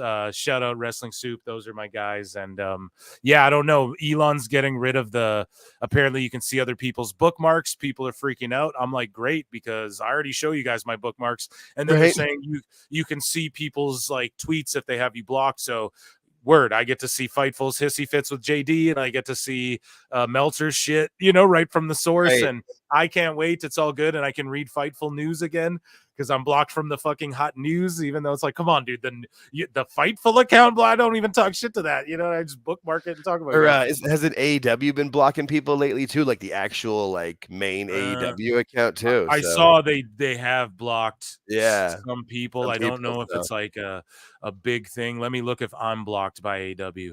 No, I'm not. See, typically these accounts that block a lot of people they typically are cool with me just because I do toe the line. I'm fence sit and fill. Yeah, I feel like anybody who blocks you, it's probably because they saw like one clip and like in very like maybe an out of context joke or something that but if they actually like, give like even a 2-minute listen, you can see where you're coming from, and usually it's you're just calling it like you see it, cracking jokes, having fun. That's what it's about, man. So the Prince Magus says, as one of the former biggest Miro fans who literally brought signs to shows about him, fuck Miro. Dude never once became a team player, and nothing of value is being lost. Miro has requested his release from AEW. Yeah, that's some bullshit, man. Fuck this guy, and shut out Miro, because he's amazing. And why? Yeah, why fuck him so fast? Yeah, so stupid, man. So and it's just a report that he requested his release. Like, what if he didn't actually, and it was just reported wrong, and then all these fans still turn on him? Like, good Lord, they just want to immediately jump on him because they heard the story. I've seen plenty of posts on that. It's sad. Sickos, I tell you, literal. Nathan Frazier owns some sickos. Oh, this is good. So I posted this, got some traction, obviously. Not a lot of likes and shit, though. I think people are maybe a little afraid to share this around, maybe in the WWE office. No, I'm just kidding, but I'm just too controversial, man. No. Anyways, though, this guy posts Ben Frazier or Nathan, whatever the fuck his name was in AEW. I think it was Ben Carter or Ben Frazier. I was gonna say Carter. Yeah, it was. I think it was Carter. So Nathan Frazier. Well, this guy posted and goes, wonder what happened to this guy. And then Nathan Frazier posted and goes, went on to fulfill his lifelong dream of signing with AEW, spent valuable time with his family during a worldwide pandemic, won the Heritage Cup, became a 2-time NXT Tag Team Champion, and formed one of the best teams in recent memory. He is doing just fine. Baked his ass, son. On him with your success. There's nothing better. MJF cooked a mark too. So this guy goes, and this shout out to me, because I always say the same thing. That bidding war thing was a flop, but he goes, Visionary Swerve goes, I like how the bidding war for 2024 was everyone but MJF. And then MJF goes, it's almost like MJF quietly signed a multi-million-dollar contract and AEW won something. Wild stuff. Also, sorry, original post got deleted. Think my finger slipped in between takes for the movie I'm shooting. Blow me. So just roasted that fucking Mark. This guy right here responds to Cardona's epic video that we played. When did we play it? Earlier in this show. And this guy, AEW Fans Latino America, goes, return to WWE for what? Have dignity, brother. Don't be another burden that returns to a company where at the time he never gave you the value you deserve. You look like Matt Hardy, who posts WWE videos all day to see if they call him. And this guy's still mad, this AEW Fans Latino whatever, because Matt Hardy roasted this guy publicly too and was like, bro, you make AEW and our fan base look bad. And this guy fucking no shame, still at it, man. And just talking shit to Cardona. What a scumbag. Shame. Flutes in that guy's replies. So here's AEW Disciplinary Committee, and God bless him for doing this. God bless him for doing this. I don't know how the fuck you can do this, man. Someone could go through my show and chronicle, I'm sure, and come up with some stats because I cover everything. I think I cover the widest variety of wrestling shit, but damn, this dude like did the numbers here. So if he reviews this and it's legit, like he gives it to somebody who fucking would refute him and they fucking go, yeah, dude, this is actually legit numbers. This is like should be like Dis might have broke a fucking actual story here, but none of them will print it, obviously. Of course not. Except for maybe PWI because they look really good from it. But, right. They go, I went back and used various rumor roundup articles from 23 to 24, checking for accuracy after 6 months. These are the results. We'll provide more details after my findings later today. So he's in fucking Dexter's lab, dude, going in. I don't know. You see it there. I mean, it makes it when you look at it, though. That tracks. Fightful's right about half the time. So just 50-50, like we say. It's just a flip of the coin. Yep. You look at F4W, they're fucking NA and he said too, he goes, I'm not going to read all. Oh, yeah. So he goes, PW Insider was bolstered by the fact they cover TNA far more than others. So they have a good accuracy with that. Okay, but still, here's the thing. They report far more because they know more. Fightful and them report all the time on TNA shit that some people say no one cares about that shit, but they do report on it, but they don't really have it in like that, you know? So I don't know. It's whatever. All he said though is that wishy-washy articles got thrown out. So if they give every possible answer, right, then he doesn't count it. So every possible answer and then end it with, but plans could change. Exactly. And so that's why, Figure 4 is trash.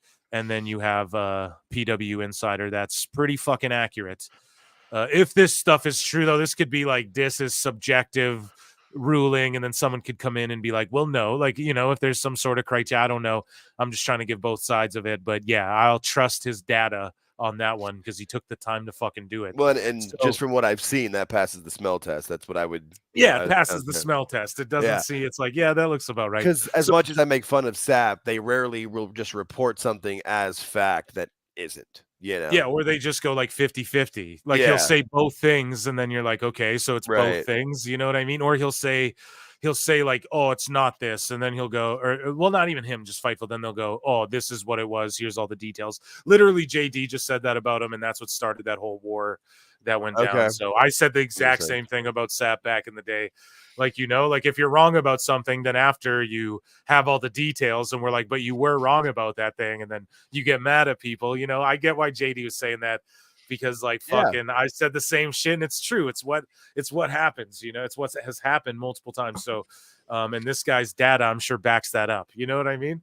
Yeah. I mean, it's how hard, just own your shit when you're wrong. It happens to all of us. No one's perfect, but they just immediately have to go into defense mode. Especially if you're the news. Like if you're not the news, I don't care. I don't care if you're right or wrong, Right. If you're the fucking hot news, bro, you got to be like, dude, our hot news was cold. But Gabe Kidd goes, if you're a wrestler in a major company and you leak shit to the cheats you a bitch and an insecure one of that pussies. Damn. So that's crazy. Simple as. I mean, some people might take that shit. If there's a lot of wrestlers who do that. And yeah, man, I don't know. That's a crazy wild shot to just be taken like that. Yeah, shout out Dijak. No, I'm just kidding. But it's all I'm just saying, bro. Like it's pretty true. It's pretty crazy how like less shit I feel like has been leaked out by WWE since someone pointed that out. I think like Smack Talk Hotel or something on Instagram, and I was like, dude, they're right, man. But anyways, though, Buddy Matthews is on. I put this in the sicko section. He's talking about Dom. Finally addresses Dom. Would you go one-on-one with Dom? Dom wouldn't. It'd be one on half. The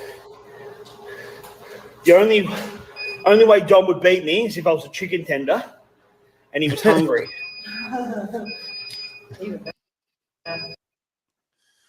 That's pretty funny, dude. Let's see. What else do we got here? I got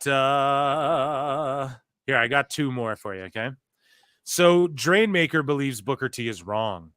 Main eventing the largest attended pro wrestling show ever is now being lost in the shuffle. So earlier we talked about Booker T, what he had to say about Adam Cole. And yeah, Drain Bamager, who's like the king of worst takes ever. So he's going to try and call out someone else's take. You're a fucking clown, dude. And so he says that, you know, I guess all being lost in the shuffle is attending the greatest wrestling show of all time or whatever, or being in the main event, which say what you will about it, you know, inflated ticket sales. It was a huge match, but I don't know. That's all it was. It was a match. What was the story? Like in 10 years, people talk about the stories that lead up to the matches. It's rarely, you know, they don't talk about the great match. Usually it's usually the story around the great match. Usually. Exactly. And then another fabulous Booker T take. So he's hating on Booker. Dude, Booker has forgotten more than you'll ever know. But he goes, speaking on the Hall of Fame podcast, Booker T talked about how many AEW stars moving to WWE, including Ethan Page. We talked about it. Yeah. But yeah, this Drain Bamager is just fucking coping and seething. This guy goes... What is this a response to? This guy got cooked for going, WWE is reportedly in talks with the Weeknd's team to secure a performance at this year's WrestleMania in Las Vegas. So Weeknd is actually the fucking theme song again this year when everybody thought he wouldn't be. And then this guy goes, nah, we need Drake. And then everyone's like, no, we don't need Diddy Jr. in WrestleMania and stuff. No one needs that freaky ass motherfucker there and stuff. Oh my God. They just went hard. I thought that was funny. Oh, it's funny. It's funny for a reason. Bro. And then, yeah, Weeknd, not future Travis Scott or whoever they said was going to be for WrestleMania. So that's cool, man. I mean, it makes sense, especially to have him perform live. Yep. Especially after all this time. Like, yeah. And well, yeah. And he's done how many themes for them? Like fucking do one live already. Right. But sorry, go ahead. No, I said right. I was with you. I know 100%. Yeah. So John Draper says wrestling discourse now is people who pretend to be journalists. I say it all the time. Activists, not they're hack fucking activists who can't make it in art because they're too activisty. So then they fall back on like hack writing jobs that anyone can apply for, make outrageous statements literally to elicit a negative response from others, then get negative responses. Then they tell everyone that those people are horrible and gaslight everyone into thinking it's journalism.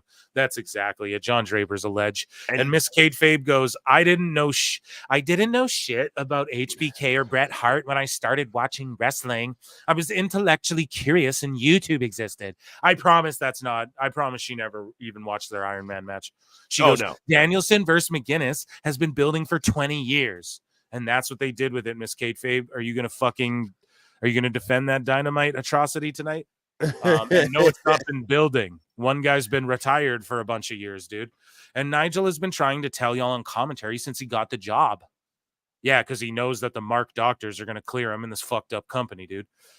You can just Google it if you aren't up to speed. Just Google it. And you fucking, like Google what? Like if you aren't up to speed on this, you mean you just watch the timeline on AEW's YouTube they dropped and you're talking down to people? That's why people fucking hate you motherfuckers, man. Yeah, well, with what Draper is saying, she is literally the definition of it. She is one of the worst. She's come after me a couple of different times on different takes that I've had on things. And it's just completely gaslighting and just a total bitch. I hate that woman.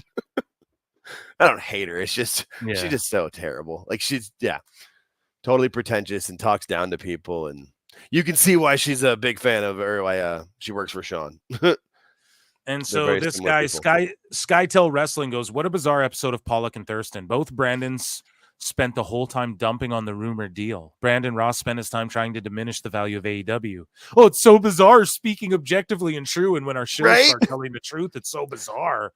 Oh, my fucking short circuiting. Brandon Ross, AEW isn't sports and has no value. True. WWE is very popular. AEW isn't needed anymore. True, but I would say it is needed because I like if a legend can disappear off WWE. Now they're breaking their tibias and shit, so I don't like that. They're hurting their legacies and shit. But if they can just go there, stay quiet, collect a check, go back to WWE, I'm okay with that. 170 million a year is way too high. Agreed. WBD isn't strong. It literally isn't. So right, they just lost $9 billion overnight the other week. And Thurston says AEW isn't valuable anymore as popularity isn't rising. And that's just how the fucking world works. And then the last one here, speaking of Sap, Internet Tough Guy shares his opinion. Sap says, but this is actually a rare W take from Sap because it is kind of ironic how Vince spent all of this time controlling the narrative and changing history of WWE to now be like, I don't like the history they're portraying in this documentary. But Sean Ross Sapp says, guy who released dozens of documentaries rewriting history is complaining that people are distorting perception. So pardon me, rare SRS fucking W. And I'm a sicko. I made my own sicko segment. And yeah, that's what it was right there. I will give an ooh, Ladies and gentlemen, thanks for hanging out with us over 3 hours. Alt Jake, thank you for being here. Let the anytime, man. That's so much fun. It's funny. You just what? I think this is so much fun. I was looking at the clock like 5 minutes ago, and I was like, have we really been on that long? Like, man, it does not feel like that. You just kind of get going, and it's a good time. Yeah, bro. Well, I appreciate that. You're welcome back on whenever. And yeah, this for Bad Blood. So this Saturday, guys, Husey Hello's on. If you guys don't know, I go live every Wednesday, every Saturday. Husey Hello's coming on Saturday. We're going to roast the IWC. Alt Jake will be on the Saturday after for Bad Blood. Make sure you tune into the Wednesday shows. Next week is the 5-year anniversary. I might go solo. I don't know. Maybe Jake can just. I like hanging with you, Jake. So maybe it's a lot of fun, man, or whatever. And what else do I got to plug? So, guys, I have these new scripted contents that are like, I don't want to stooge off what it is, but one's going to drop soon. It'll be on Patreon first, so snoop it out over there. And once it comes out, I'll dive deeper on the show about like what I'm doing and what the purpose is and everything. But yeah, it's different for this channel, but it's not so you guys will enjoy it too. Like if you're diehards of this channel, you'll be like, fuck yeah, Phil doing the damn thing. And then I also have like these Vince McMahon review episode doc things, documentary little mini docs that I'm doing, documenting the documentation of the Vince stuff that I'm doing. So it's like a review, but kind of just live thoughts. Those are dropping as well throughout the week. And yeah, thanks so much for tuning in, man. I appreciate you all. Plinian came through, I think, earlier with a $200 super chat. What the fuck? Yeah, so just appreciate you all, chat. You guys have been amazing. You already know. Members, stay locked in. I'm going to do a member show this week. I'm going to make sure I do one a week. And I'm also going to fucking, maybe not this week, but next week, guys. But either way, I'm doing one.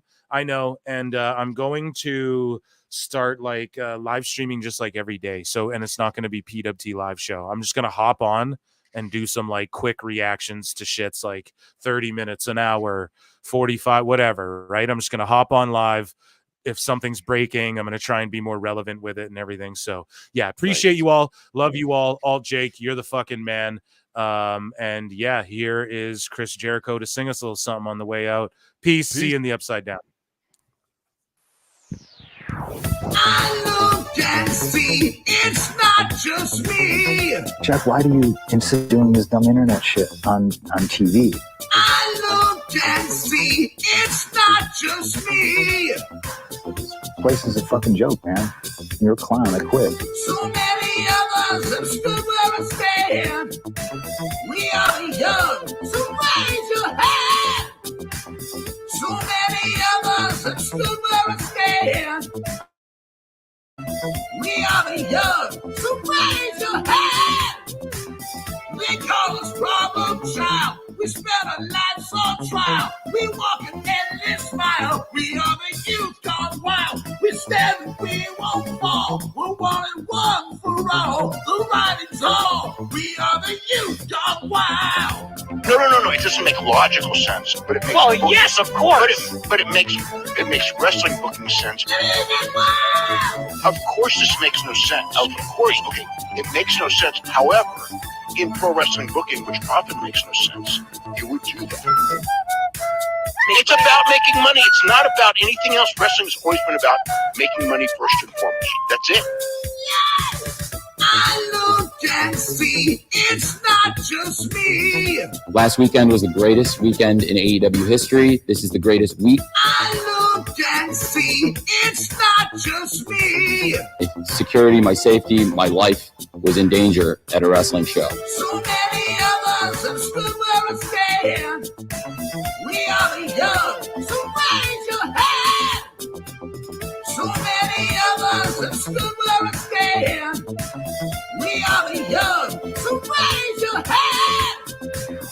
They call us problem child. We spend our lives on trial. We walk an endless mile. We are the youth gone wild. We stand, we won't fall. We're one and one for all. The writing's on the wall. We are the youth gone wild. They call us problem child. We spend our lives on trial. We walk an endless mile. We are the youth gone wild. We stand, we won't fall. We're one and one for all. The writing's on the wall. We are the youth gone wild.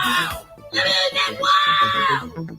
Yeah! If you're familiar with how we do things often here on these Wednesdays, it's a lot like one of my favorite movies, Time Cop. What? Fuck you. Fuck you. Yeah! No! Damn it, God damn it! Yeah! No! Damn it, God damn it!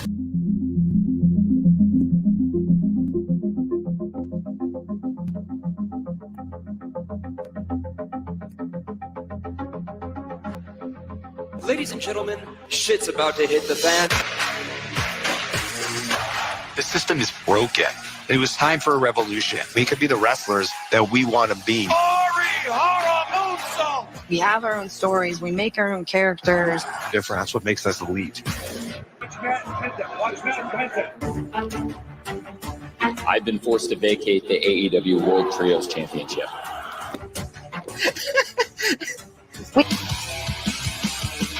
Fun created a revolution. Show days, super chaotic. A lot of times we get here and we don't know what we're doing till hours, minutes before we go out there. There literally are, I think some weeks, 100 talents running around backstage. At that point, it caught Tony Khan's ear, and he started thinking, maybe I want to do this. Let's get together. And I guess the rest is history, right? We're just getting started, but it's a great fight to start a great night. Orange Cassidy in serious trouble. This will be fun, right? I'm excited. Ready to go? Go to break. Figured out what works as a heel in the ring for me. Austin wants to be here so bad. Is it a break spot? Not yet. We need to build an army right now. It was good. That's good match. You thought everything looked okay? Yeah. I hope it was good. I just feel like... You tonight. That was big. No! Damn it, God damn it! We've seen this time and time again out of Jericho and Guevara. That's awesome. That was great. Ah! Yes! Sick! He's going to tell it! And Claudio Castagnoli was it? Is that heavy, Tony? No. I gave you extra time. 6 to break for right now. Go. Quick. They're really flying through. Hey! That was great. That was perfect. 1, 2, 3! Are you okay? That was great. Way to get him up at the end. You got him back. That was great. Pick him up. That was a great finish. Oh, yeah. Going into the card rundown. We'll feel out the ending, and then we'll go into the card rundown bumpers. With Ty Mello, Dr. Ty and Anna, and Will Nightingale taking Britt Baker with Sky in her sights. And now Sky Blue goes down. My catcher. The team match right there. JD Hater coming up right now. The Elite versus Death Triangle. The sooner you get to the Death Triangle, the better, man. Good. All right, the Bucks are attacking. Oh, this.